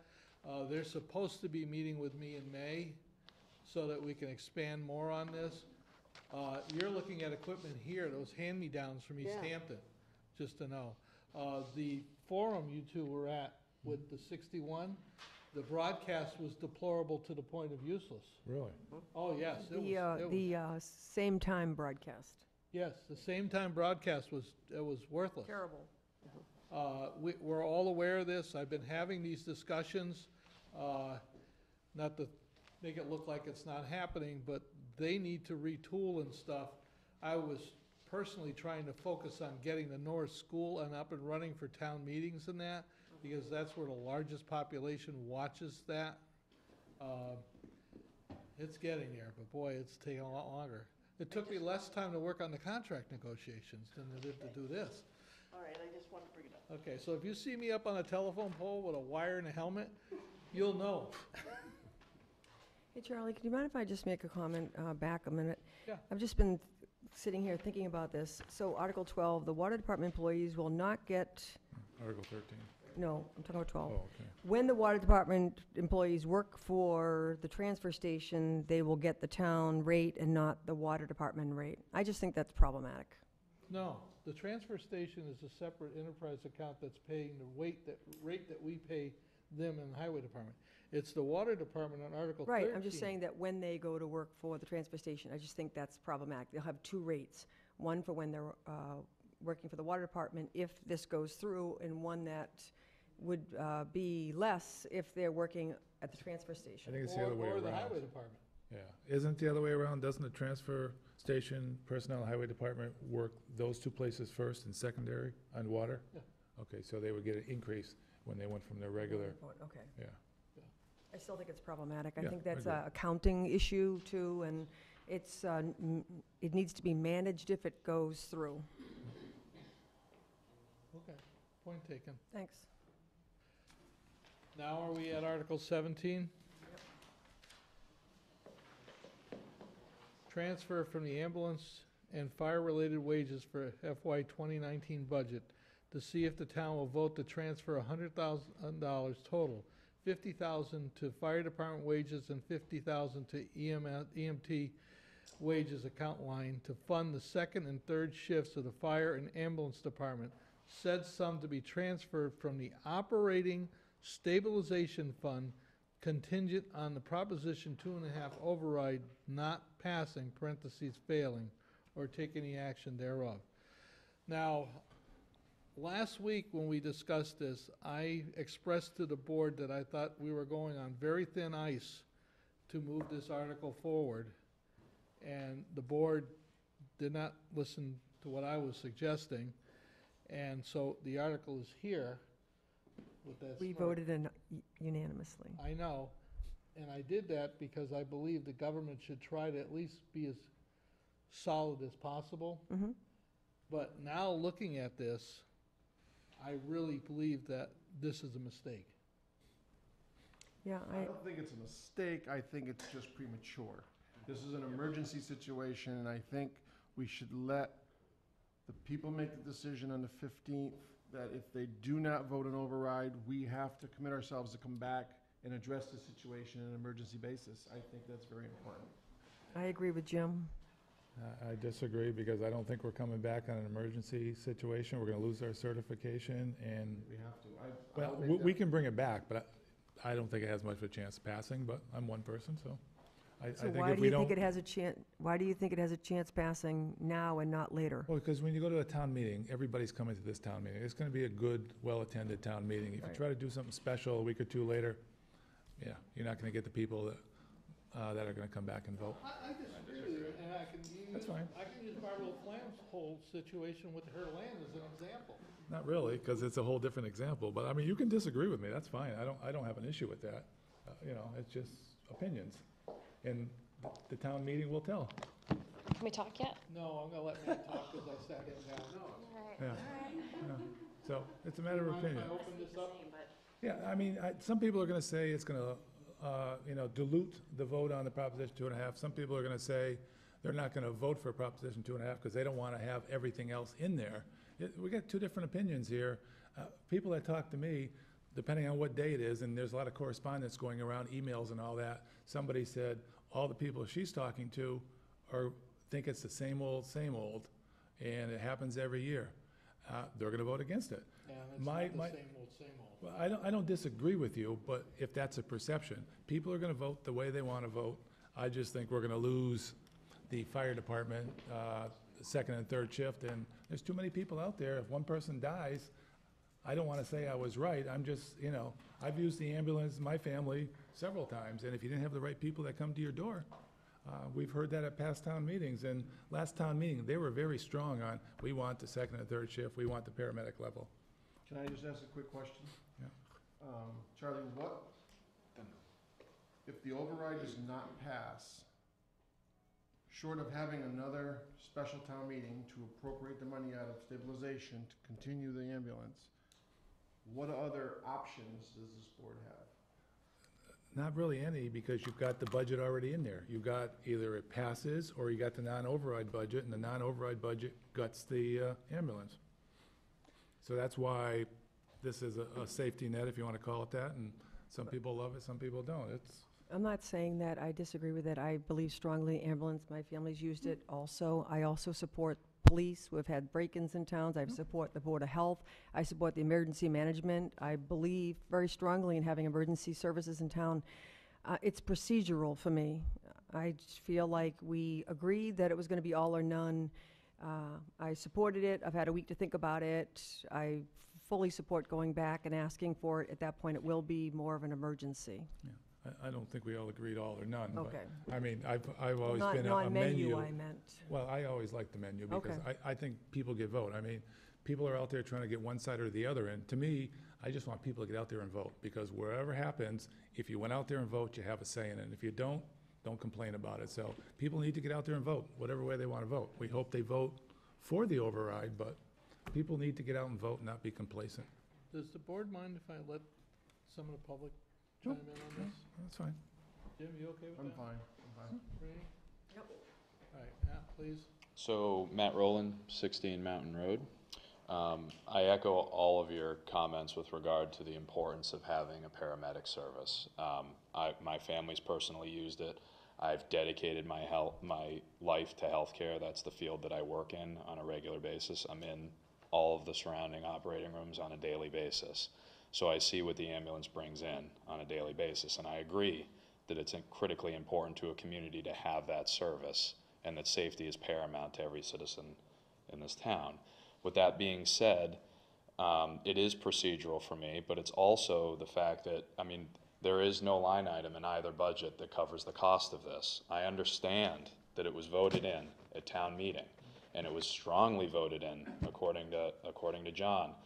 In my opinion of this, given the funds that were used to fund that ambulance, given that they're not built into the budget yet, I think the goal should be to build them into future budgets, that it was appropriated at town meeting. It therefore is not in the budget. So therefore, it would need to come out of emergency funding for an emergency service. I mean, they kind of go hand in hand together. I mean, I think it's great to use emergency funding for emergency service. So if the override does not pass, then this would be the definition of an emergency, and then you would use funds at that point to fund this service, and then we'd inevitably kick the can down the road again to budget year, fiscal year 20, to figure this out again, because that's exactly what it is. We're propping up a service that's not budgeted. All we're doing is postponing. We're propping it up. But we're also hopeful that we'll get ambulance receipts to cover the EMS and fire department wages. So we're hoping it's almost like a revolving kind of. Sure.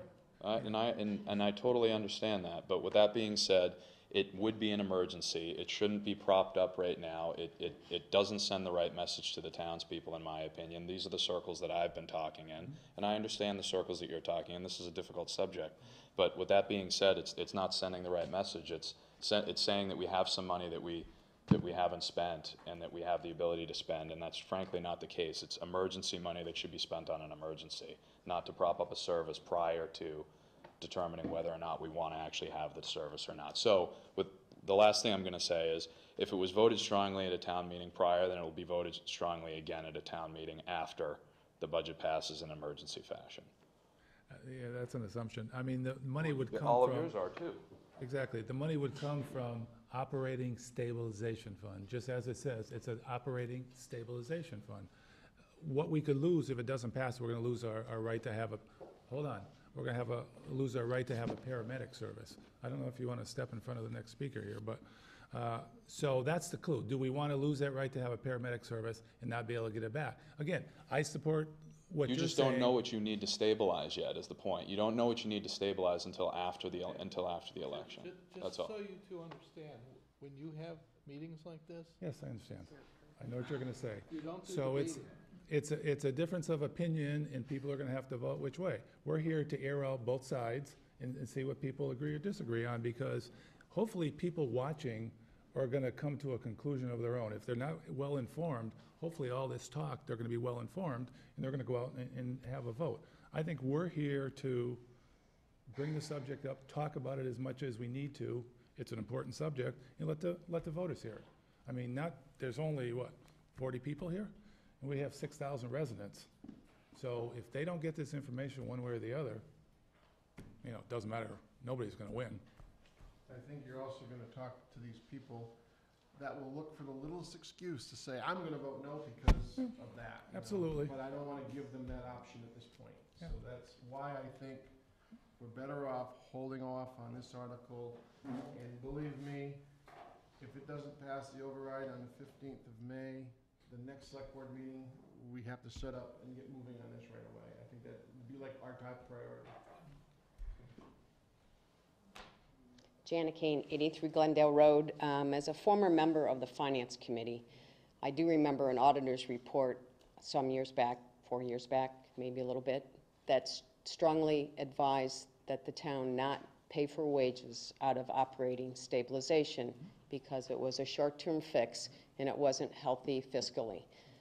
So that said, I strongly feel that it should remain as part of the override, so we're not doing that, and that we're actually fixing not just a tiny Band-Aid that's going to come loose shortly, but hopefully get money that's going to be in there on an ongoing basis. So again, just one person's opinion. And the other question I have, if you decide you want to do it in an emergency and not wait, and if it doesn't pass the override, I hope it does pass I don't know if November's ballot is the time to do that or not. No, what would happen, my understanding is if it doesn't pass the override, May 15th, the selectmen are charged to call an emergency town meeting. That Okay. can be done within 30 days, just to use a number. Okay, again, I just go back to the auditor's report that says that we shouldn't be paying for wages regardless of who it is out of the operating stabilization. Janet, now, I understand it'd be great if the override passes and it's funded that way. If the override doesn't pass, do you feel losing our paramedic service is an emergency? I do. So you think it would be appropriate at that time? I don't know. So Because what we're do you still think? paying the wages out of something else, but, So you know, how we're gonna handle I'm it not, at that point. yeah. I guess I want to be optimistic that it'll pass and we can fix this in a long term on the override. I guess at that point, we have to approach it from there, but fiscally, it's. Charlie, can I ask a question? So if we end up having an emergency town meeting and we put forth taking the money from operational stabilization, will they not lose their license for paramedic if the service is in place July 1st? Yes, they would not lose They would anything, not lose we would it. still be stabilized. Yeah. The problem is, we now have removed money from our emergency rainy day account Right. that we may need for something else. Mm-hmm. And not to pick on the school, but it's like the school, okay, all of a sudden you need $50,000 to repair a boiler. Mm-hmm. These things come up Yeah. all the time. Yeah. That was the whole reason of putting that money aside every year, was for these things.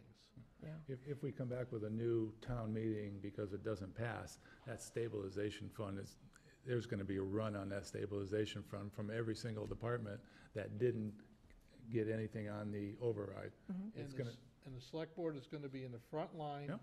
Mm-hmm. to make sure that only one article is submitted. Yeah. well, if that's the that's case. gonna be tough to do if the school needs money and, you know, that's an That's emergency. why I'm pointing this out to you. Yeah, well, I understand, that's why I brought up the fact that there's gonna be a run on stabilization, and that would be a valid reason at that point. I just want to tell people that the Department of Revenue report that Janet referred to is on our website. It's under Government Resources. And I want to say something positive, and that is that there are a number of recommendations from that report that have either already been implemented or about to be implemented. So I just wanted to bring some positive comments to that discussion. Erin Kuchar, 49 Coleman Road. So I am extremely not for the idea of putting in this warrant. I and Matt Rowland have been tirelessly working at this override. I can't even tell you how many hours, 25 hours in my 24-hour day to try to get this passed, and have worked so hard to make it as much as I can a town override. Even though if you look at besides fire and schools are the two people that are getting hurt the most out of this whole if the override doesn't pass. Fire, ambulance together. I wholly support everything that has to do with the override. I am all in.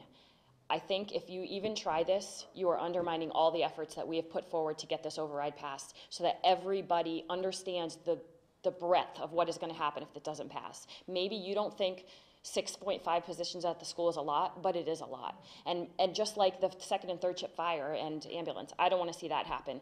I am just terrified of what is happening by this feels like an undermining of something we all came to, and maybe you didn't agree, but we all came together and said we were going to do a unanimous town-wide thing. Because if not, I would have been happy just to go with the school.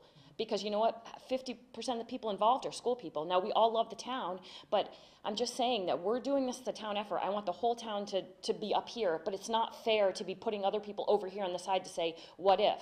Like, we have to be cognizant of what that's telling everybody out there. You're saying that you're, once again, finding this sort of money over here that we know we shouldn't be using to begin with, but you're going to find it and fix something over here, but the rest of us aren't going to get fixed. So that's my 2 cents. And for a nickel?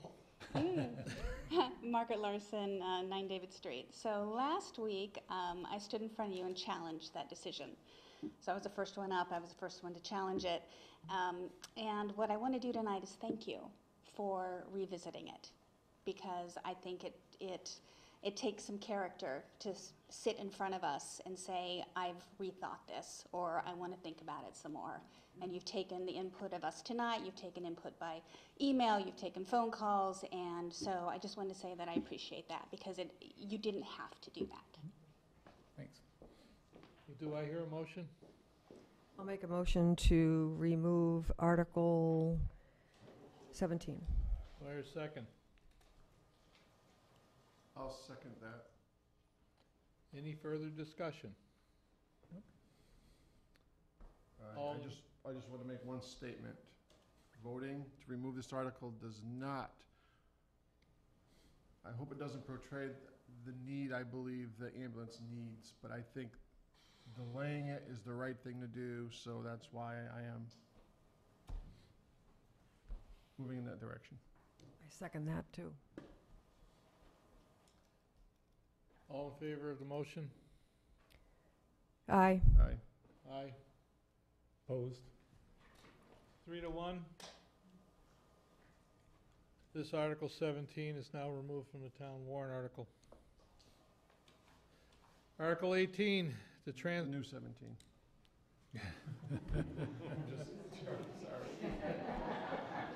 Well, you deserve it, so.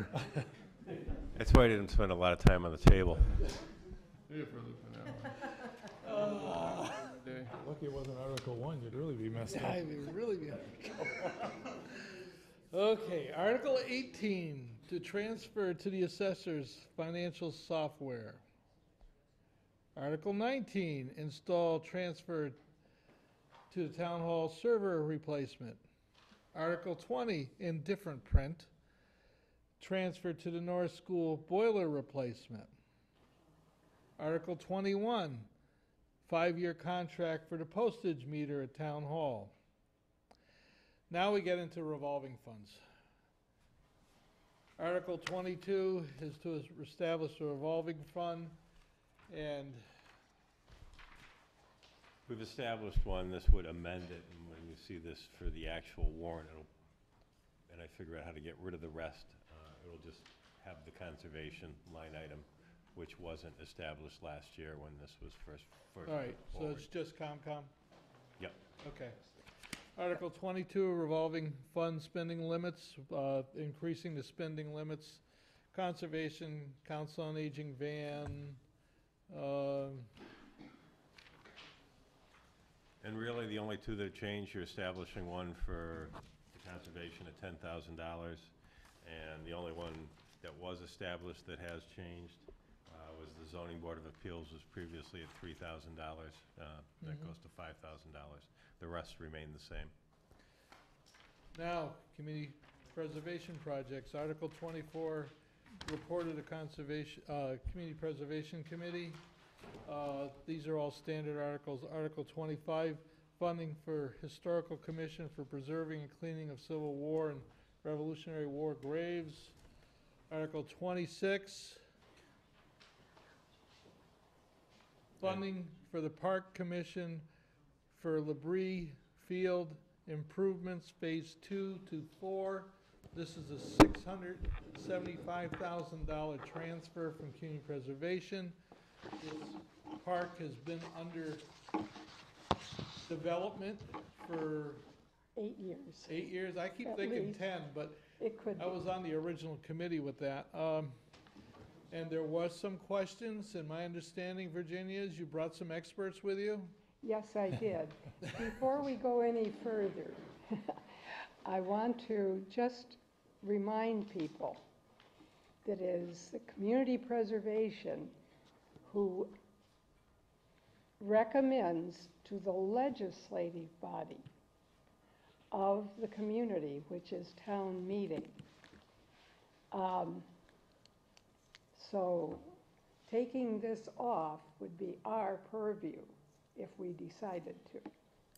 You're saying we have no say in this, Virginia? You do not. Just to make that clear. So we got that, right? Yeah, we got that. Okay, we're all done. I know you had some questions, and yes, I brought my experts. Let's see, Tom? Yeah, Tom Hogan. And you're the one that put the program together, costs. Sure, I'm Tom Hogan, 6 Madeline Way, also with Doucette and Associates. My firm was engaged originally for the development of the design drawing specifications for the project. So as the continuation of it has been prompted, they asked us to pull things together. Any technical questions I could try and, maybe with Mark, try and answer those. I have a question. Sure. As you know, there's a huge amount of interest in open space. And so in some ways, the timing is difficult. I also know that we made a commitment to this property, and a plan was done, and if we wait too long, a new plan is going to be needed, which is going to cost additional money. My question is, and I understand that the original price tag was 700 and something thousand, and it's been scaled down, and some items have been removed, but I still feel like it could be less. I mean, right now, batting cages are still part of the plan okay, that's what I read. So is this about like, can we do, instead of 2 steps, can we, come up with a little bit less? Because until we know where we're going with, interest in open space and where we're gonna end up with other properties. I mean, this is just a huge price tag right now, and I'm just wondering if can we focus on water and electricity? What is, what I read had about $37,000 in batting cages. Was that removed from what I saw? It was. Yeah, Virginia, It was? you were going to bring an update on what the steps were, phases 2 through 5, I believe. Did you? Sure. And without a detailed printout of how, maybe I could talk a little bit about the evolution of where we are and what the committee has agreed to fund. We've gone forward, in essence, with the items that were not constructed as part of the initial plan. If you remember the base bid or the bid for all the elements in the first plan were about $1.4 million, and the town constructed about just over half of that. So the elements that were not constructed include the field house, the wastewater treatment and disposal system that goes with it, irrigation, fixing some of the grass areas of the field, a play lot for tots. So, we've really been interactive with the committee in terms of what we think these elements are going to cost when we go out to construction versus what they're willing to fund. So this process of whittling down largely has occurred, and that's, I think, reflected in the budget amount that they've approved. So there's no separating what's in there now. You're saying all that needs to come together. Yeah, well, I mean, this is the work product that we've arrived at. So can you just update me on the original price that we were looking at was $787, and now the warrant says $675. So can you just let us all know what was taken off? Because all I heard was bike rack. So I just want to know, like, what was taken off, maybe a flagpole too. Yeah, so I wanted to know what the difference was, like, what was taken off? Sure. I'm Mark Reed, Chairman of the Park Commission. As Tom mentioned, we've had quite a few meetings with Doucette Associates and Bill Cannon, a landscape architect that was originally involved with the project. We've outlined items, and I can kind of go through the items that we've scaled up or down depending on the needs and budgets that we have. So item number 1 is a new irrigation system for the field. That is $150,000. That we are looking at trying to save some money, but we feel with the needs of both baseball and soccer that we need to install an irrigation system that handles the entire field systems, whether they're soccer or baseball field. Mark, can I just ask you, I'm looking at the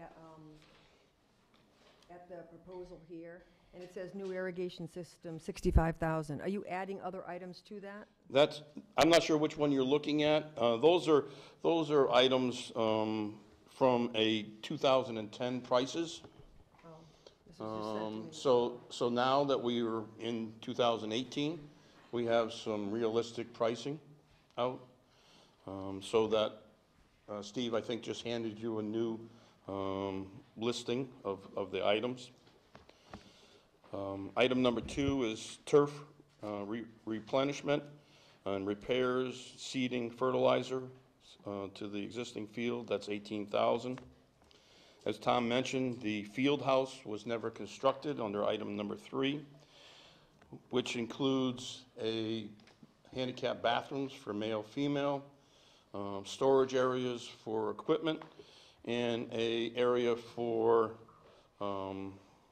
snack shack, similar to at Conant Park.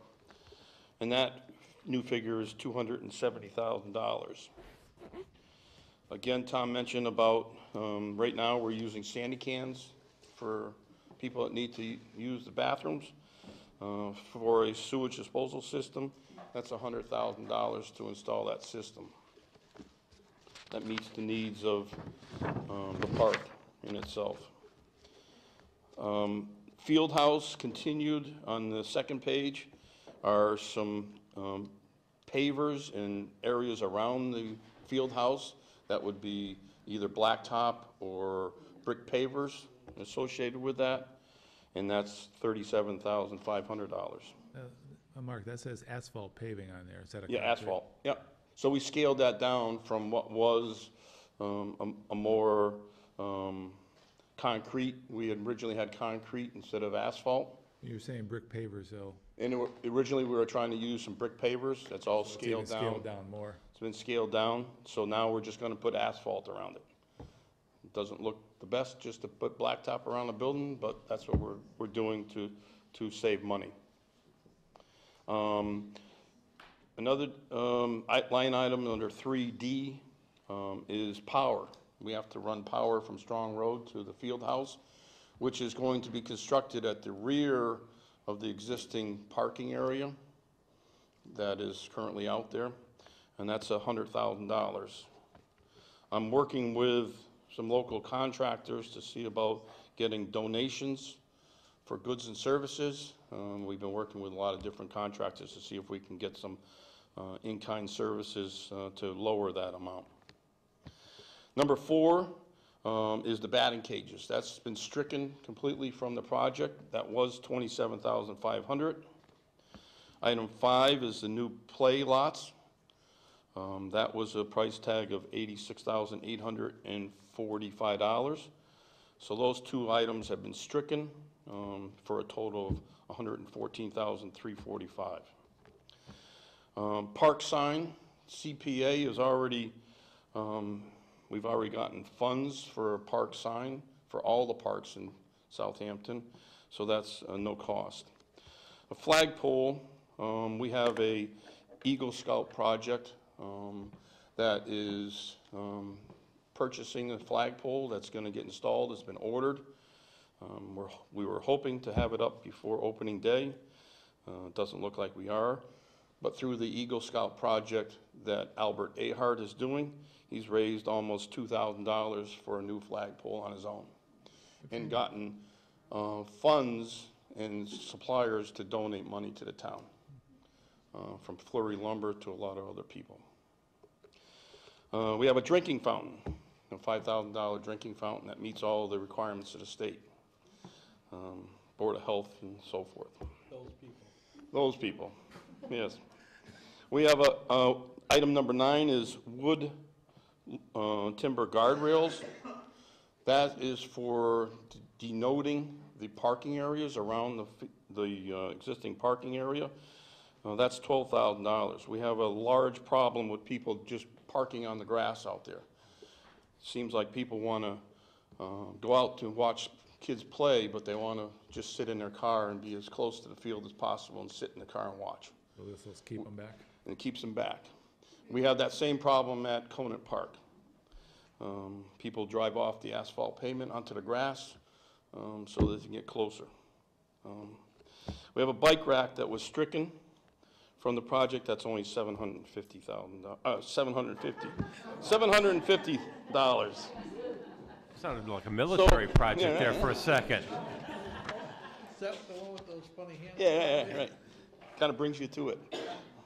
So with that, if you add up all the line items in here, it comes to a total of $643,155. So that when we met with the CPA, we requested $675,000.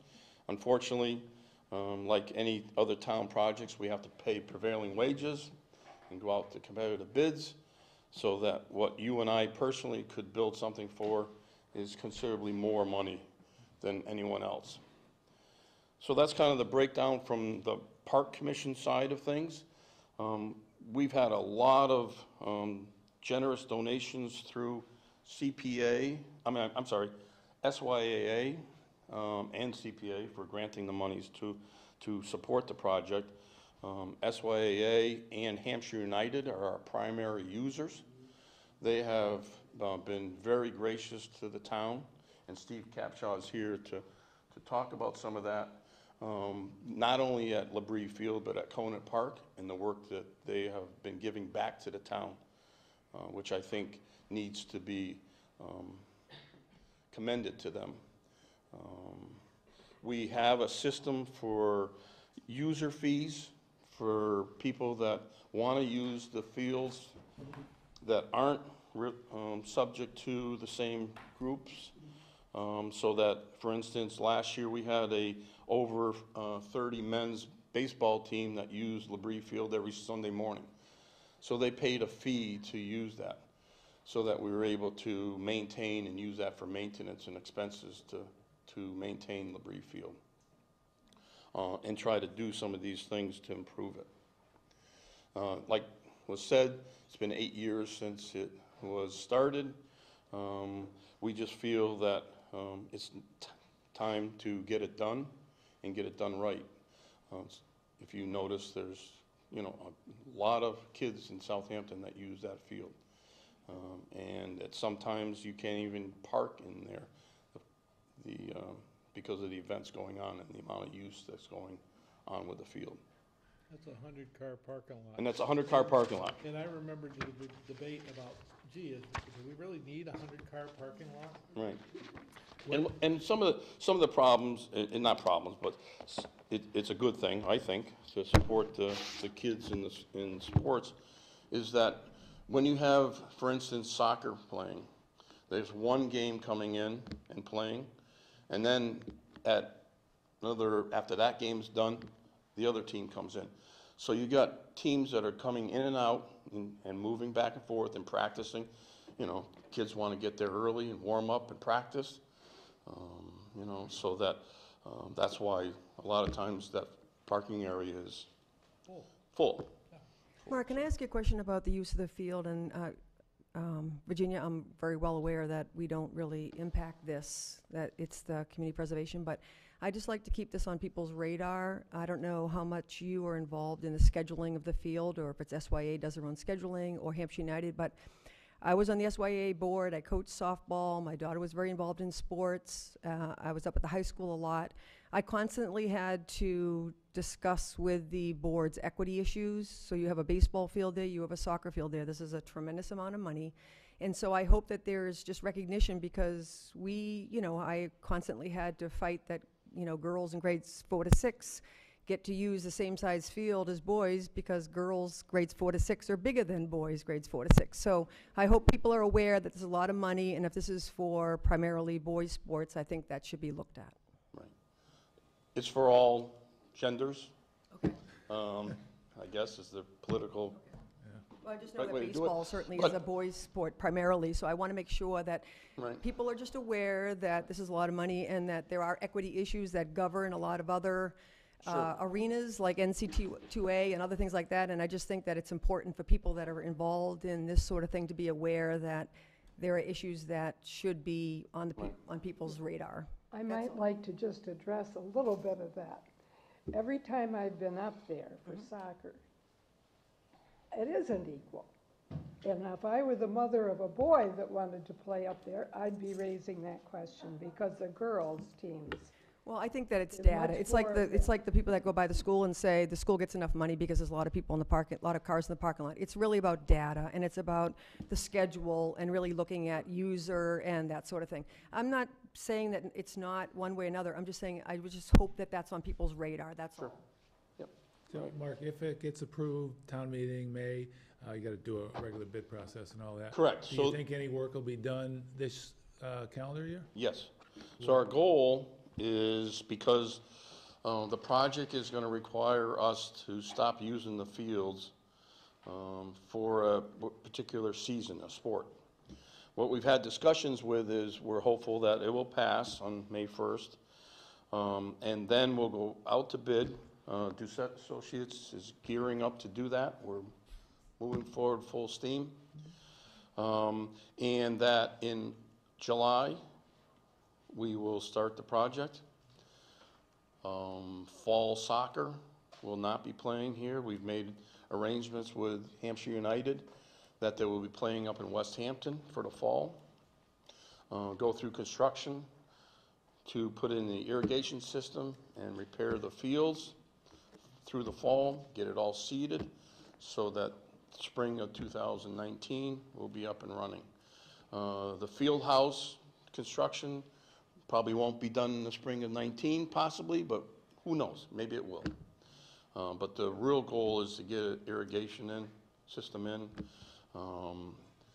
and get the fields, reestablished so they can start playing in 2019 on it.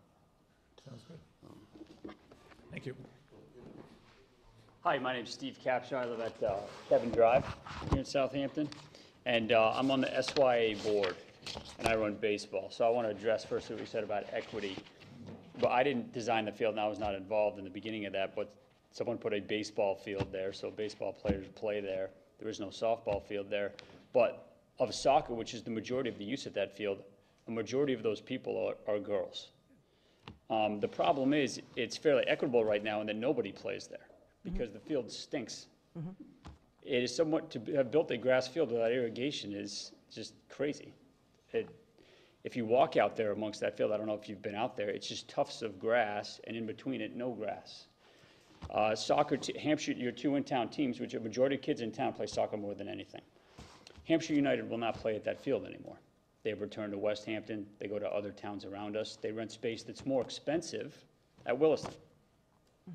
So you could have more revenue going through that field if you had it in it doesn't have to be the greatest field of all time, but if it's at minimum shape, which it needs irrigation for, and you had a snack shack and different things like you had in your original plans, you could generate revenue at that field. But right now, nobody has interest in playing there. Some of the in-town, the SYA teams do, because that's the field that we have. There's a couple things I want to speak to. I moved to town 10 years ago, but Labrie was amazing. It's part of the master plan, to my knowledge, and the town, from what I can gather, spent $65,000 on these plans for 6 phases of plans for that field, and finished half of it.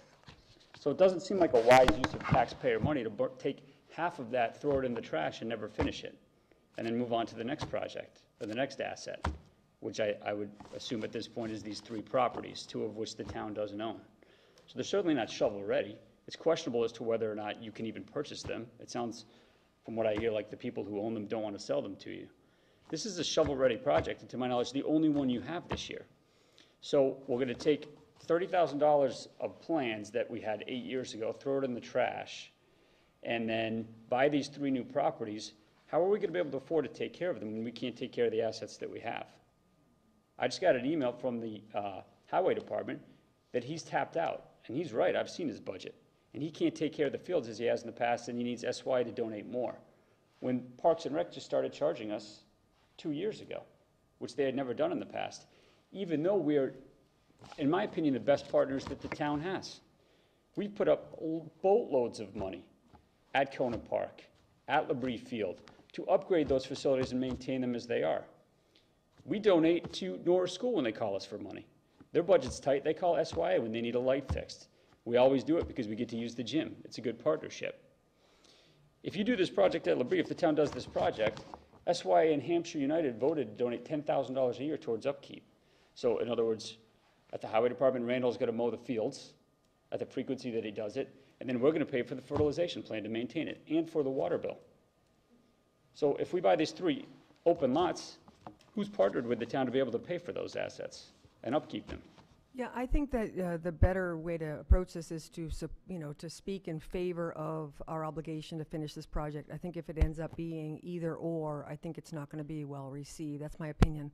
And there are a lot of us that used to be involved with the SYA, raised money. We put in the irrigation fields at Norris School. We raised $5,000 a year for golf tournaments. So we've all been there. We've all helped out.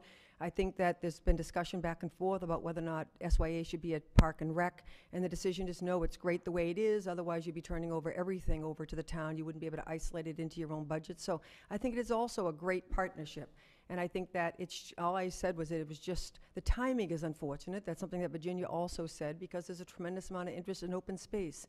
But I think that to say anything disparaging about whether or not we could get these parcels is probably not in anybody's best interest. Right. I think my point would be, there's a process to go through CPC. I've been to many meetings. Enormous amounts of work has been done on this. Yeah, I hear you. But I didn't see a lot of work being done at those meetings for the open spaces that have just come up. So it seems kind of like the town's acting like a dog with a squirrel. And it walks outside. It's got a plan. It's got a master plan. I think there's a tremendous amount of interest right now. And again, I would just put forward what you're trying to encourage people to support. And I think you're going to turn a lot of people off if you start to compare the two things. Maybe we don't need the money right now for these open spaces. Maybe we're going to take steps to, hopefully, it's not an either or, it could be a both. So I'm just saying that the timing is unfortunate, and the best thing you can do is to speak up in favor of this, that it's our obligation. We own the property. It was part of what was planned all along. But I think if you start putting opposition, I think you're going to lose people to support this. Okay. Yeah, I think if you go to the town meeting and just do the positive part of that, that's a great thing to bring to the town meeting. I think people will latch right onto it. Okay. The negative part takes it away, and just let people vote. The money that comes from renting the field goes back to SYA? No, it goes to Parks and Rec.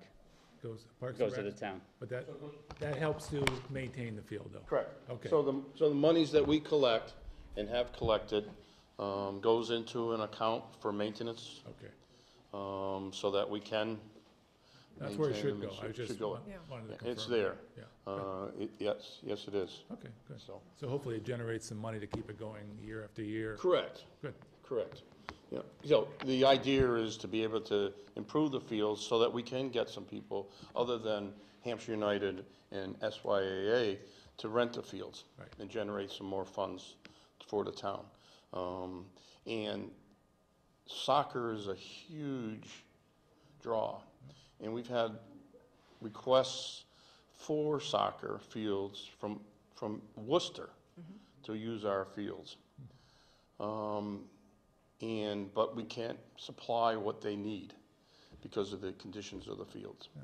Sounds like once you do this, you can. And So, obviously, our folks get first dibs, I would think, at the correct. fields. We have a scale so that first priority goes to Hampshire United and SYAA.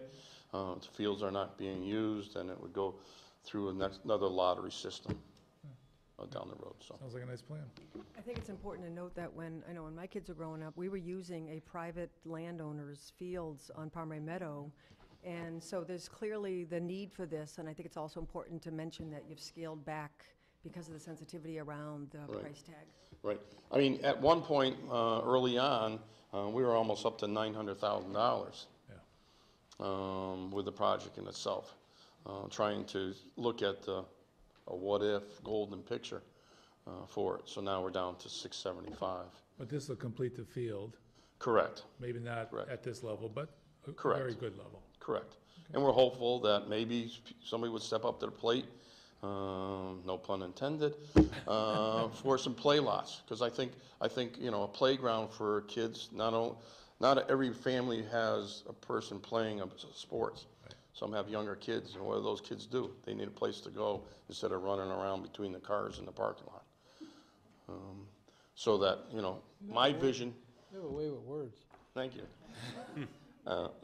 My goal and vision is to try our darndest to try to get some in-kind services and donations so that you could put up a play lot, because that is a big need. One of the issues, not to prolong the meeting, but one of the issues or complaints that we receive at Conant Park is that the playground area and pavilion, with the latest playground equipment for the young kids, is on the other side of the pond and dingle. So that if you're watching your child play sports and your child wanders across the pond through the dam, you can't see them.